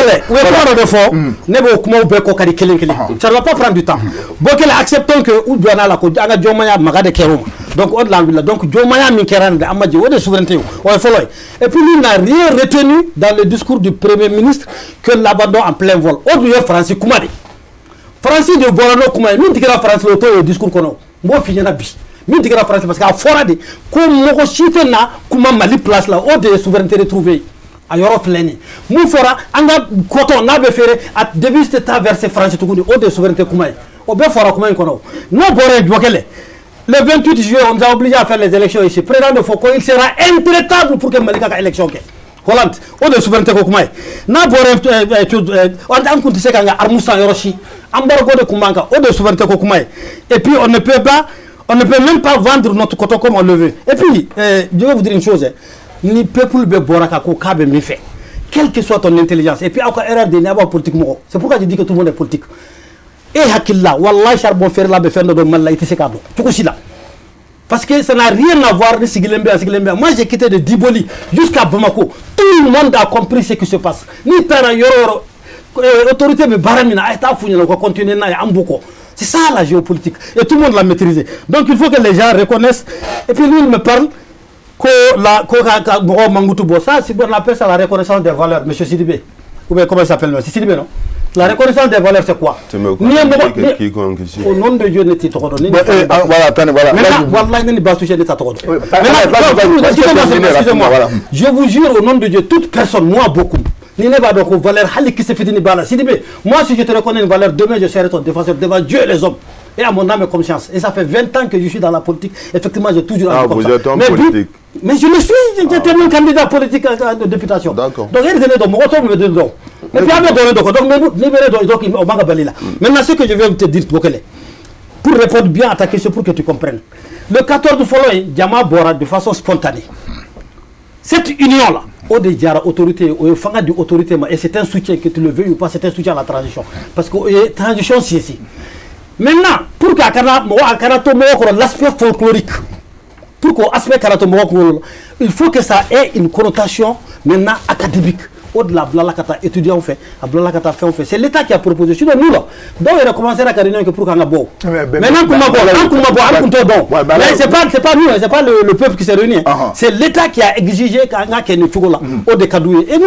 ils m'ont demandé moi de dire, j'ai dit non, faites une réunion avec toutes les associations. Ah bah comment faut effectivement le ministre de la Refondation qui était chargé de la question et il a réuni tout le monde à bien faire un Kakumani Djakourbe et puis Bédianana et Fana ou autorité façon Minke au Kadibela. Le 14 janvier, là, Alalkam, Moshita Foko, Ambokum, Kone, n'était Moudiboketa Bouniao. Et pourtant, Moudiboketa Bora le 20 janvier 1961, quand Fon Francis Soda sous Beboui. Follow Bora le 8 juin à Kidal, pardon, à Kati, au militaire français quoi. Le 8 juillet à Kidal, le 2 août à Gao et le 5 septembre 1961 au génie civil le dernier soldat. Maintenant, au Koumakan Kama, le 20 janvier, fête de l'armée, qui a trouvé à redire. Aujourd'hui, il y a le 14 où tout le monde est sorti, y compris vous qui n'êtes pas d'accord aujourd'hui. Parce que la question moi je voulais poser là-haut. Voilà, et bien voilà, c'est ça. Je vous la non fameux. Moi je voulais, je même qu'à fin de redon à l'ail. Mais t'as 14 000. Même si vous commencez nous connaître. À quel l'année que vous mouillez, à Kumalaka. Mais t'as le 14 là, 2023, ça a été reporté. Donc maintenant, si ça, nous le cas classique, c'est pour dire encore aux élèves, le 14 janvier 2022. Non, pas du tout. Ça n'a pas été reporté. À Blala démissionner Hakila parce que tout ce qui rentre dans la conscience des enfants, ça reste. On peut profiter au-delà, revenir ce que c'est que la citoyenneté. Comment est-ce qu'on doit être pour son pays? Comment est-ce qu'on peut être indépendant? Et puis qu'à 14, et à 14 bon, allez à 14. Donc c'est pour vous dire simplement qu'il faut qu'on reconnaisse une chose. C'est-à-dire qu'il y a des gens tant qu'ils demandent parce qu'il y a des gens ce qu'on appelle les vindicatifs. C'est-à-dire nous, il faut que tu aies oui, tant que nous c'est que tu étais. Dans la vie là, moi je suis quelqu'un, nebe baramina, nebe mife, ni ne moro ya ali jugu ki bo siraka wallahi bi demoka. Ni mala ko bedene te bo mala boy ka idimi ko ki ka tugu ko bise bien, maintenant nan segira ngou ni kele disons, ni kele ko bedene te ne bo kele bla, ka tugu ko parce que ne hakila mi et puis il be ko walia et puis me fait kele fi na jeune frère. Il va retien mouya. Tien fin ni a fo pour que donc il tient de fois qu'il faut il va faut mieux et n'attirer hakila kele. Moi je ne viens pas ici pour vous convaincre. Voilà. Est-ce que me revenir à faut qu'on me convaincre parce que c'est quel non. Maintenant de même temps faut. Et puis temps faut voilà. Et comment on fait ça? La vérité moi je voulais savoir. Voilà, OK. Et comment on fait ça? Le 14 janvier. Ismaël, menez de moi. Il y a comment de fois tu es promoteur d'une école. Donc maintenant Moubo Okono vraiment est-ce que vous croyez qu'on va faire un monde blanc pour que l'école de M. Atamoukala? Pour le moment, Mouba Kono n'est au programme de parce que le programme m'a adapté. Mais à comment quand il fera qu'à blanc, à mina do école so kono na ado sera donc a kalan ka kɛ ekɔlidenw kun. mais ne b'a ka mun dɔn dɛ voilà au 14 janvier nin dɛ hein comme a y'a fɔ cogo min na ko CEDEAO ka sanction laɲini dɔ de y'a kɛ donc maintenant sisan donc au 14 janvier mun tɛmɛna ni sisan donc laɲini kun bɛna kɛ mun bɛna taa don classe kan ka taa denmisɛnninw kalan n'o ye mun bɛna taa bɔ a kɔnɔ. awɔ bon comme déjà olu minnu bɛ boîte kɔnɔ an bɛ ka olu de ma kɔnɔ fɛn ma fɔ an ye fɔlɔ dɛ programme ma d'aw ma dɛ programme foyi ma di ekɔliso sitigi si ma a ka di mun na k'a fɔ 14 janvier ni ne bɛ taa fɔ a kɔnɔ maintenant an b'a bisigi k'a fɔ 14 janvier jamakulu min bɔra n'u bɛ k'u basé jamakulu in kan k'a fɔ ko de souveraineté retrouvée ko o ni premier ministre taara kuma min fɔ ONU kɔnɔna la o kuma ninnu dɛ donc n'a y'a sɔrɔ u bɛna taa o de don ekɔliso kɔnɔna la an b'a fɔ k'u k'a jɔ. Bon, une question. Makalaï, ce qu'il a dit là, est-ce qu'il est malin?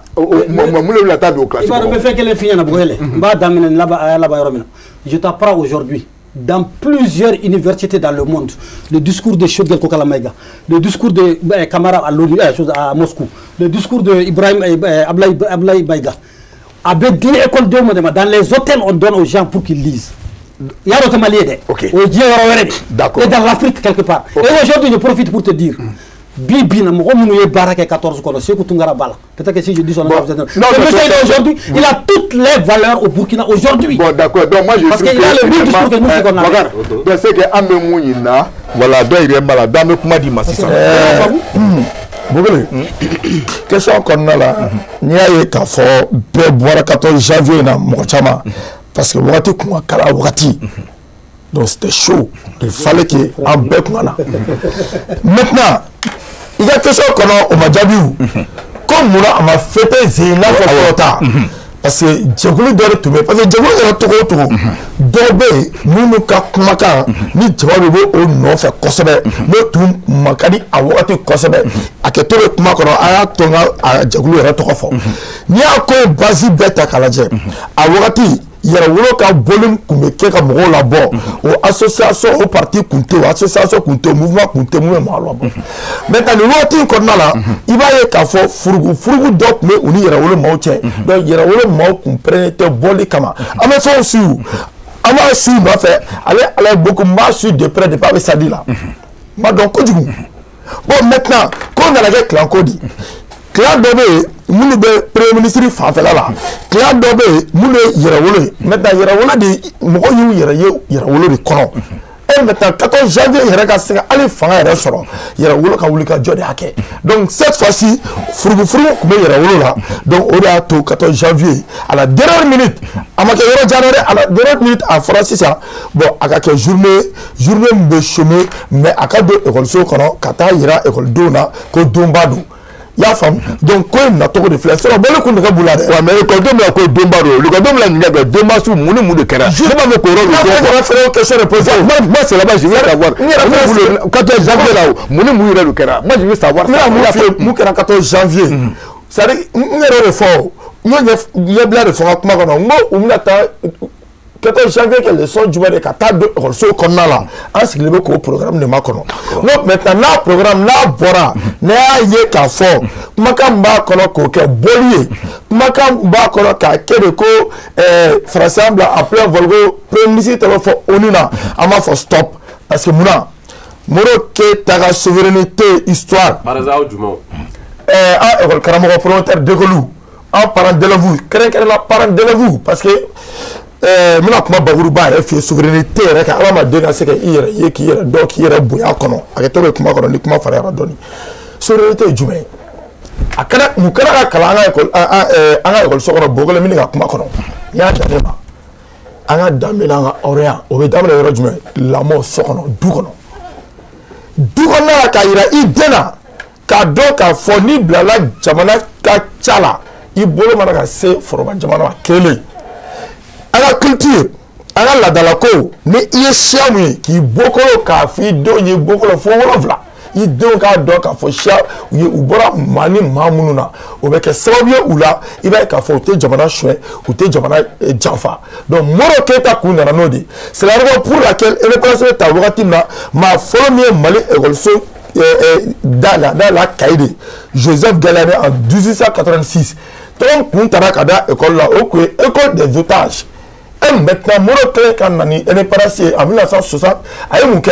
il a essayé d'Aklina, parce qu'il y a un peu d'Aklina, donc il y a un peu là, Moroké, quand on est venu. Dameni Orea Koira, Malona, Anganyeshi Barama, Anganyeshi Sebema, et maintenant, on a entreprise ou d'aller, on a vu Kaka et Taille, on a Solasu Kaka et Taille, notre ni Fenta en bleu. Au Kondala, a eu un malin qu'on a retourné à mon cas, on est en faux kuna. N'abo erreur reconnaît au Jumé. Dambeni Orient, d'où qu'on a qu'à ça va t'y faire. D'accord. Bon, non, Farao, et à 14 janvier, au Muna, quelle journée, nous, qu'on m'a bétani sur le boulevard sans fait, qu'on m'a comme travail, m'a fait boulevard sans fait, Jumé.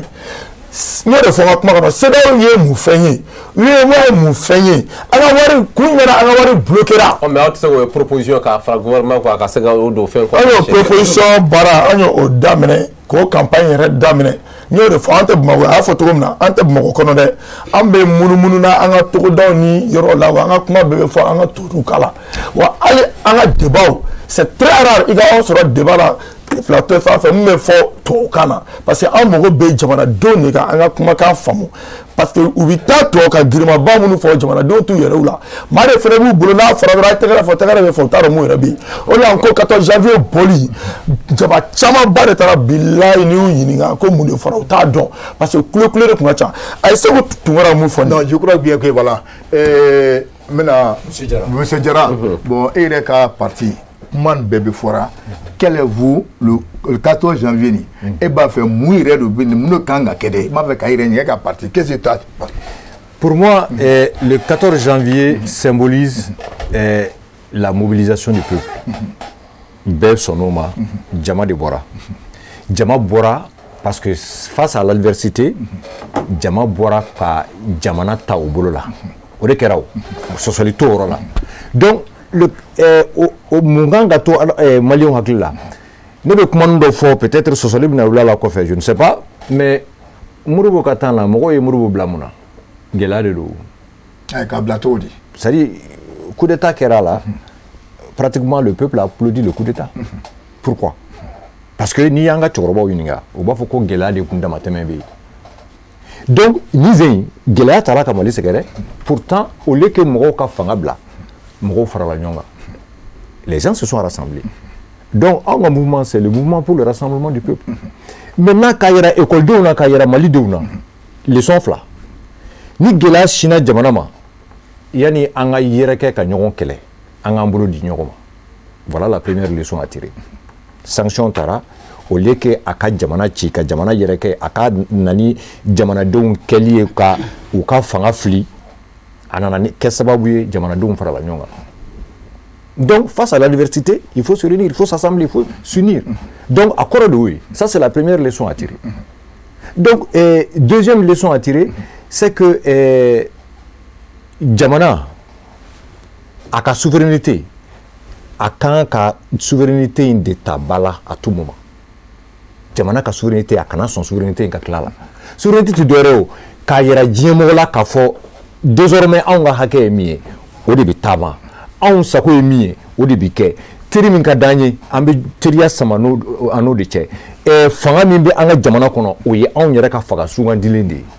Nimbe souveraineté. Mais vous, en tant que membre égal parti, mais vous êtes enseignant, mais à beaucoup à ta de école d'Onkuna, mais RFR, moule se kata de école d'Onkuna, au cas où le football. Voilà, nous de forcer ça, mais on a de école d'Onkuna, c'est-à-dire que Anga Jamana Kono. Donc, c'est-à-dire que le 14 janvier, bon, Jamana Don Bora, Ambe Bora Kananjo, sanction de l'Okuntara, c'est là où on a sanction Tambalikama, Ambora, indiqué, bon, après, ah non, pour moi, ça, ce ne serait pas pédagogique. C'est-à-dire que la date, c'est le 14 janvier, ça, c'est connu. Mais maintenant, quelle est la leçon à tirer? La première leçon à tirer, en cas d'adversité ou de problème, c'est-à-dire que quand le pays fait face à des problèmes, le peuple doit se rassembler. Le 14 janvier, Djama Faralanyonga a contre des sanctions illégales.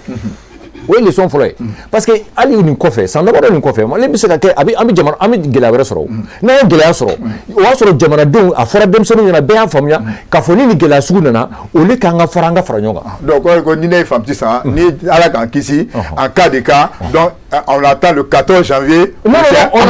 n'attend pas le 14 janvier. Non, maintenant l'idéologie du 14 janvier c'est pour que bɛɛ dɔn k'a fɔ indépendance Mundo, c'est le 22 septembre, c'est vrai, mais à Koroye à Koroye de Kwanyanga et le Mali, voilà. Donc, le 14 janvier, c'est aussi le Mali debout, mais à une autre occasion est mouillée, Kaira Kafoni, Sekera Malima, on peut faire un a donné école la cagne parce que aba yira jamanadenw na k'a fɔ occasion dɔw la ni jamana ye gɛlɛya sɔrɔ jamanadenw ka fara ɲɔgɔn kan. D'accord, ok. Modi, an bɛna e fan fɛ e bɛ se ka mun de fɔra la. Souveraineté. Non,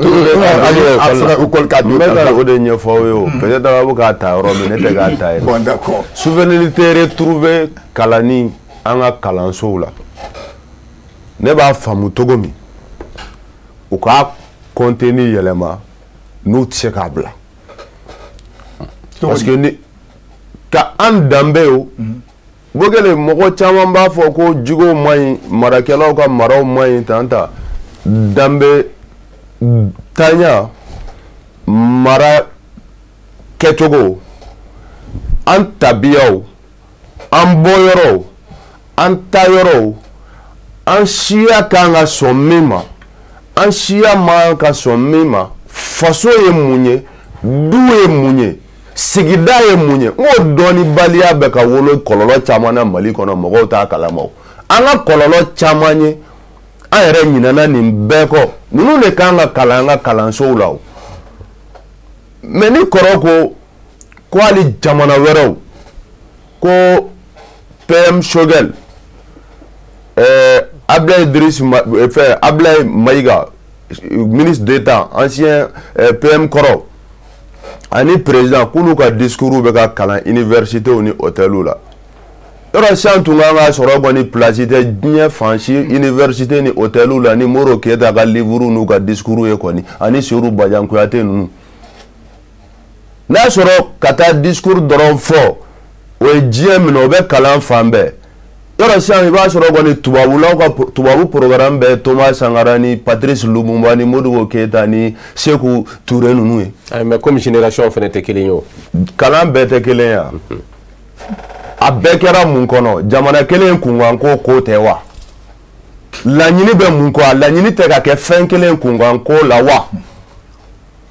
An ka bɔ o kɔnɔ an k'an tabiyaw an danbew an k'o don an ka kalansenw na an tagabolow. Comme il y a votre sigida et mouye, jamana et mouye, d'où est mouye, n'kanga somouma, manga somima, n'chia donne tenimiye, n'tabia teniye, jamana mouchada et mouye, n'anyo don, anga demsoni kuna, depuis kalanyoro la, ou quoi korowano, o de kan jamana wama, klekelen kola wulile, hakilna dokama, ko oka ta kala, te, laɲini min b'o kɔfɛ an t'o dɔn bi laɲini don sini laɲini don wa an t'o dɔn ne kɔni bolo an ka bɔ o kɔnɔ et moi personnellement je vais donner mon avis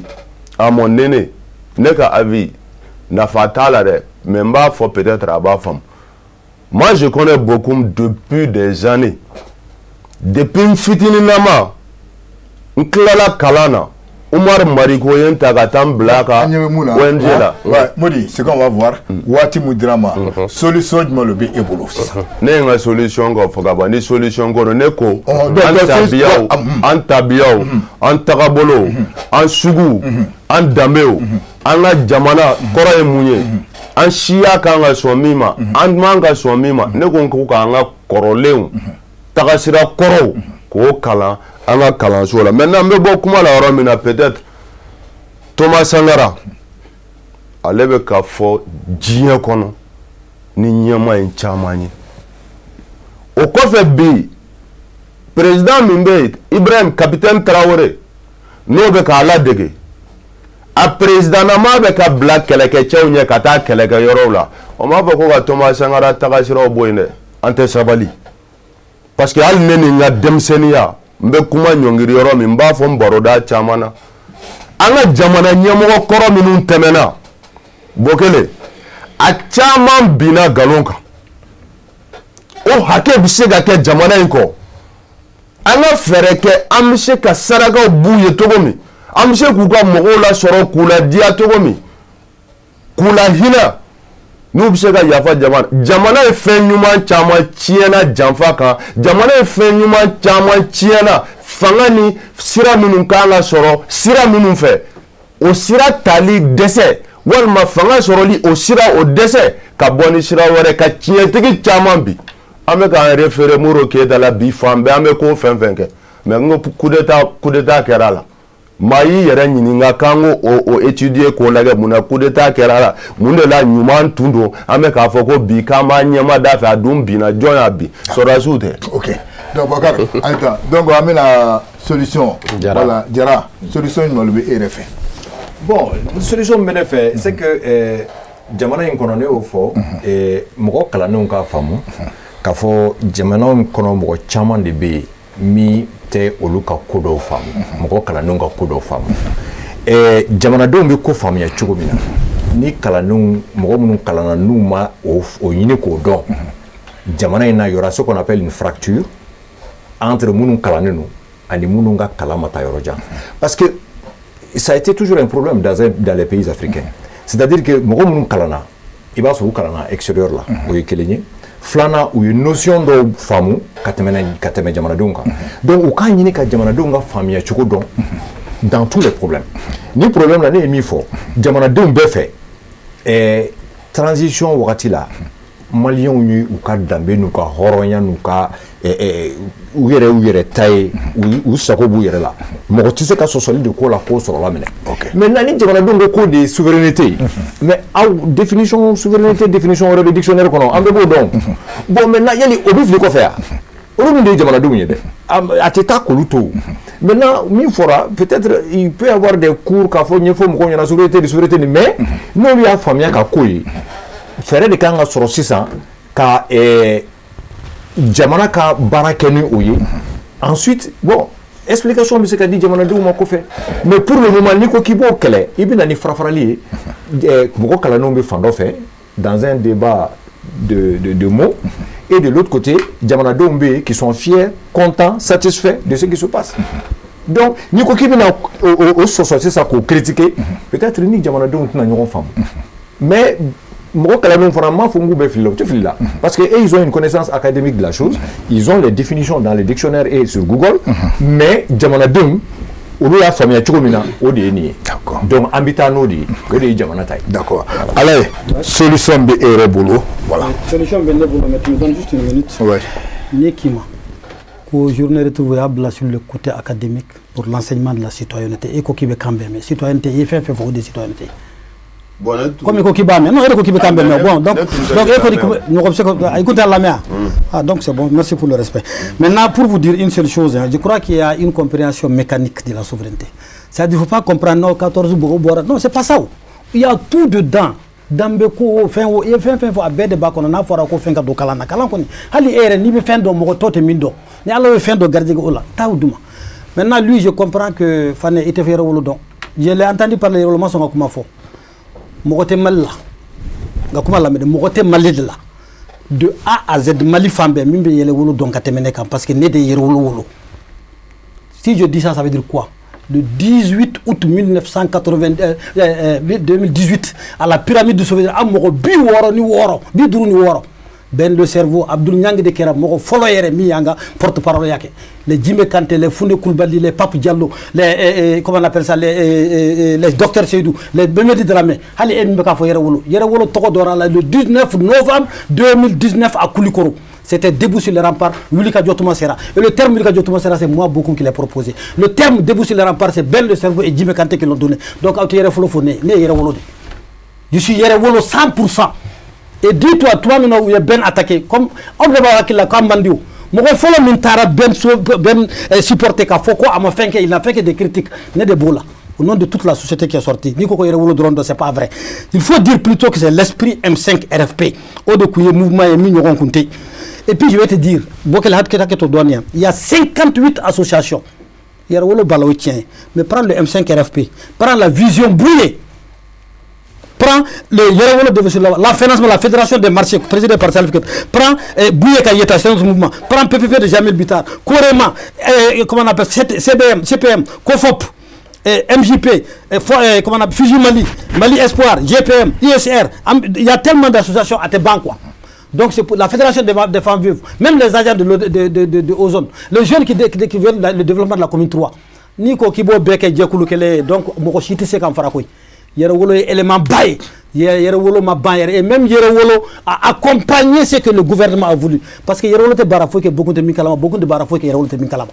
Donc arrêtez de vouloir diviser les gens, vous ne réussirez pas. Maintenant pour vous dire simplement que il faut qu'on quitte cette compréhension mécanique là. Rappelez-vous un tout petit peu seulement. Diamana Diombe Fralagnon, Hali Ulu Munumba contre la bi sans donner la raison. Parce que je ne comprends pas pourquoi au Kuntarakunu, d'un coup parce qu'à Foradron, il y a un changement, alors qu'il y a Aubé Dianala, Bagade Keranga, Anga Horayala. Donc je ne comprends pas si vous refusez aujourd'hui, même vous êtes parti. Donc c'est cette unité-là, gouvernement a de remarquer. Et puis ce qu'il faut lire dans cette façon d'appeler journée souveraineté. Mwakanga Minkala Akon. Asimi, Aya Yere Kalfa Alala, Ka Yere Kalfa Maliona. Ka foko ni fanga ya out de ka fanga na ko ka kemi abe codé. Et c'est pour cela qu'il a dégagé les trois principes. Principe de souveraineté ambeka mufo, ni malika yerema horoya, ni malika bonya, ni malika dambe respecter, ni malika indépendance respecter les faits au fenda. Malika doit connaître. Et puis ça c'est pas seulement les règlements au niveau de l'intérieur, mais au niveau des pays extérieurs aussi. Un. Deuxièmement, à quoi ni peuple qui a intérêt de faire au fait, ni déterminer que au fait na, au teke ou luka tabouloy. Sabana, à quoi nous choix de partenaire, un choix de stratégie ou quand sera mentama, ni mo tout bonya ou l'une etwe. Donc moi je crois que n'a fora malien béo de femmes. Et puis éviter, tu auras le dernier à parler, tu diras ce que tu voudras, mais éviter de parler à la place du peuple. Wallahi Jamana Deo, quelle que soit ton intelligence, quelle que soit ton académicité, quelle que soit ta formation, quelle que soit ta connaissance, et qu'elle intéresse que Jama Tabo. Jama est fait ce qu'on appelle la conscience populaire, ni Jama ko ni de Kadaï, Ayaki Alakamaya Bonya, Adjarawi Amadjawi. Président Mounoubina, je crois que tu es religieux, ni à la Moka Fanga Babarona, Bebanya ou Folloy. Et puis personne, Mokoshi tu sais que Jamana Mara qui te erreur.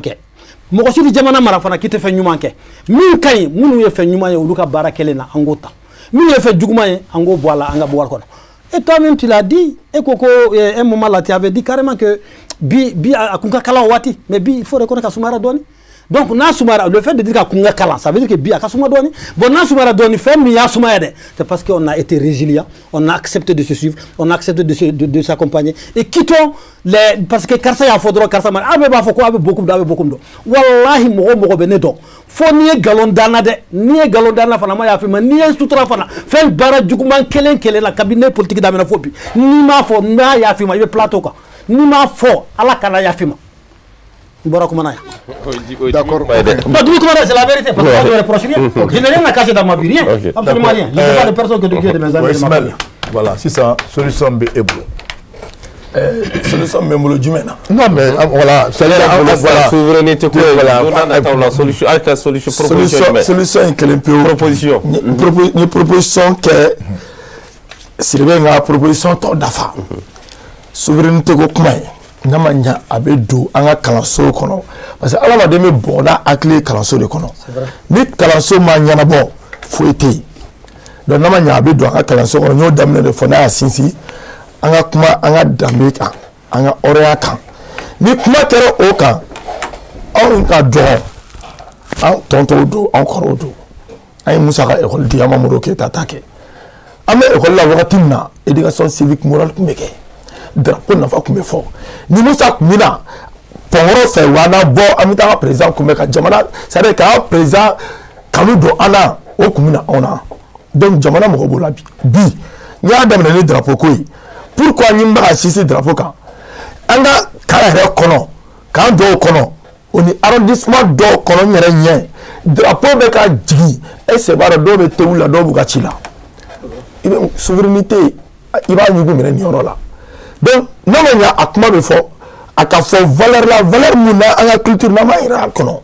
Akara anga domini dala yo, akara sportif yo, akara anga administration kono yo.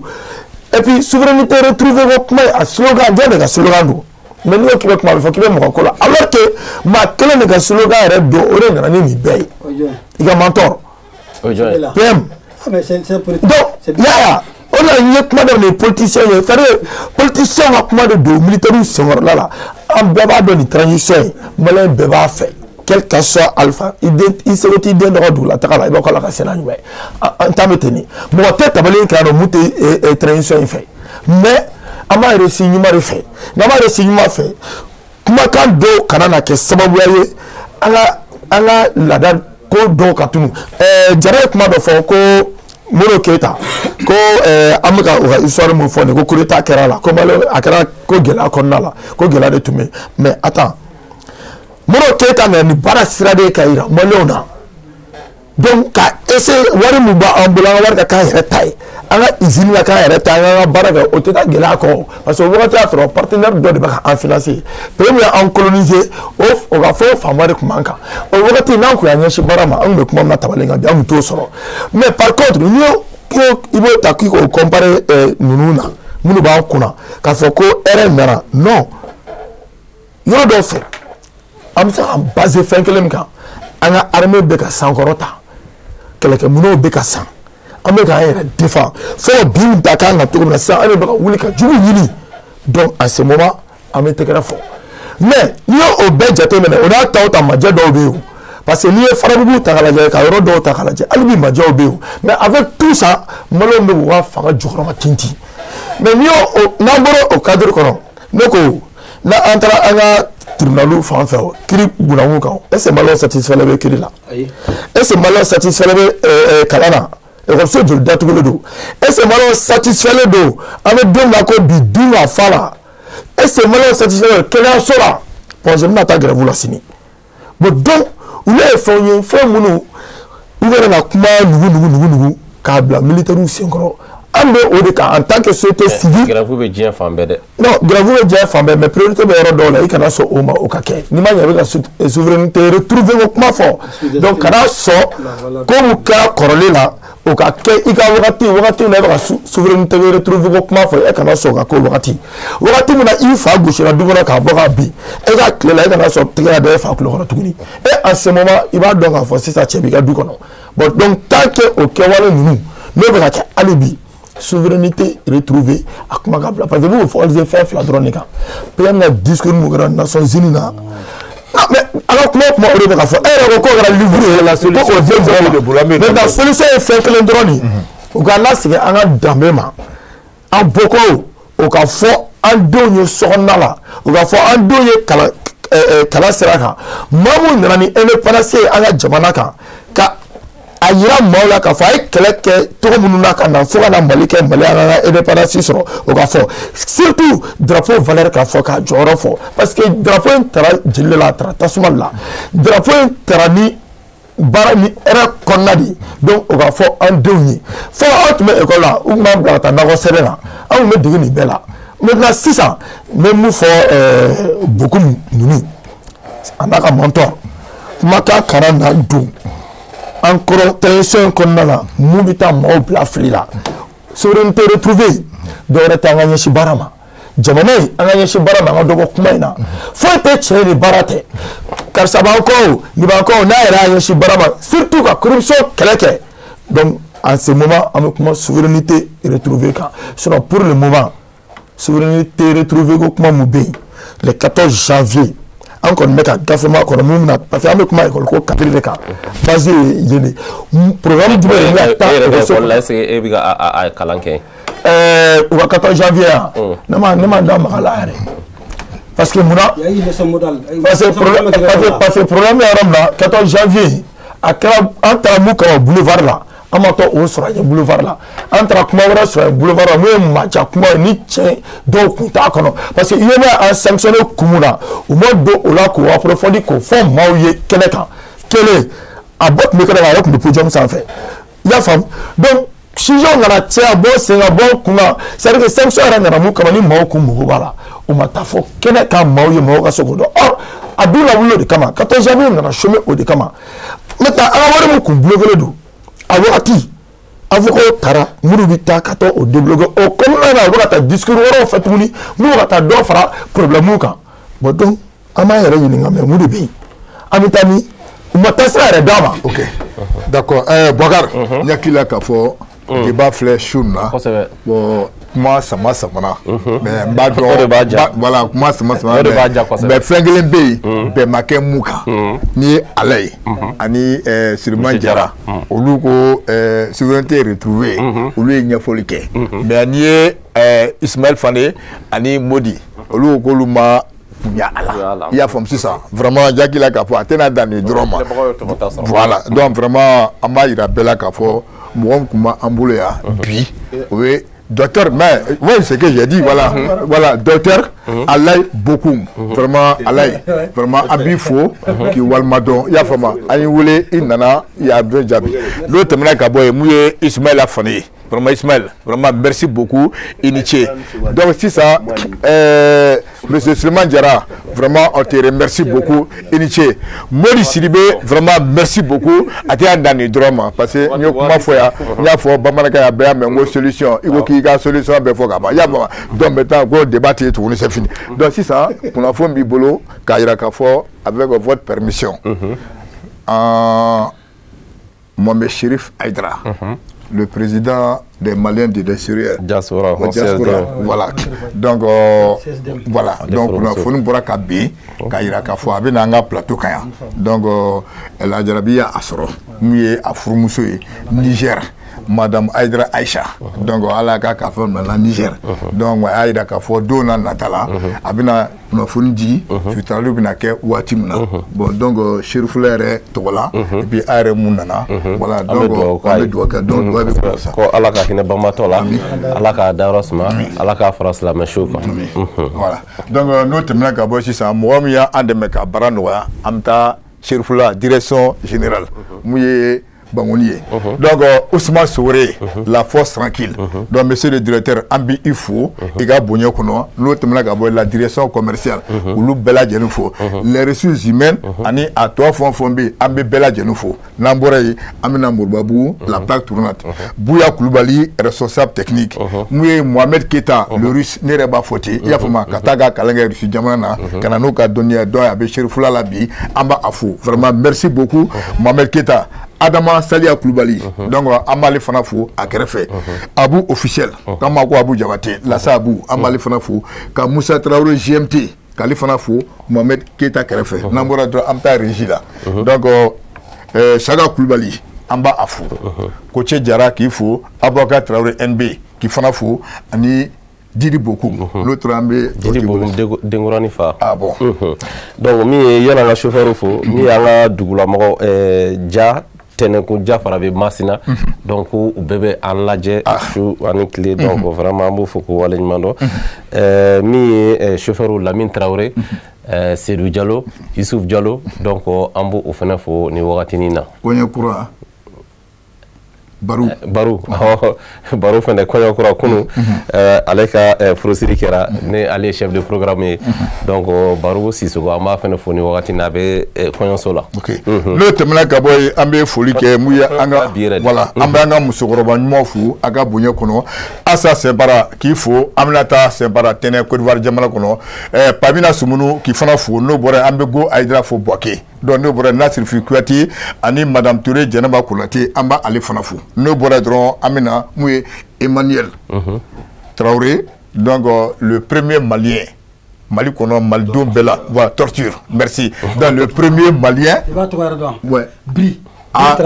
Traoré. Il a Nyono. Moi j'ai été dans la ferme. Nyono Bri. Voilà donc Aïra Kavoko vraiment Akabara Taboulou Amba Afou Aïra Kavoka be émission Lamé. Donc vraiment Amba Afou Koseba vraiment merci beaucoup. Nous sommes là Kaboy Ambe la Sina Sanoufo chef de gare Folona Zegwa Amba Lufo Abdou Karim Baego adjudant chef Zegwa. Nous sommes là Kaboy Almami Traoré Kalifo Ani Dra ka kuncheni joye amanine Fadi Mogoko Ani Samba Koulibaly. Nous bradron Ousmane Chérif Madame Aïdra amba fo watina abe Europe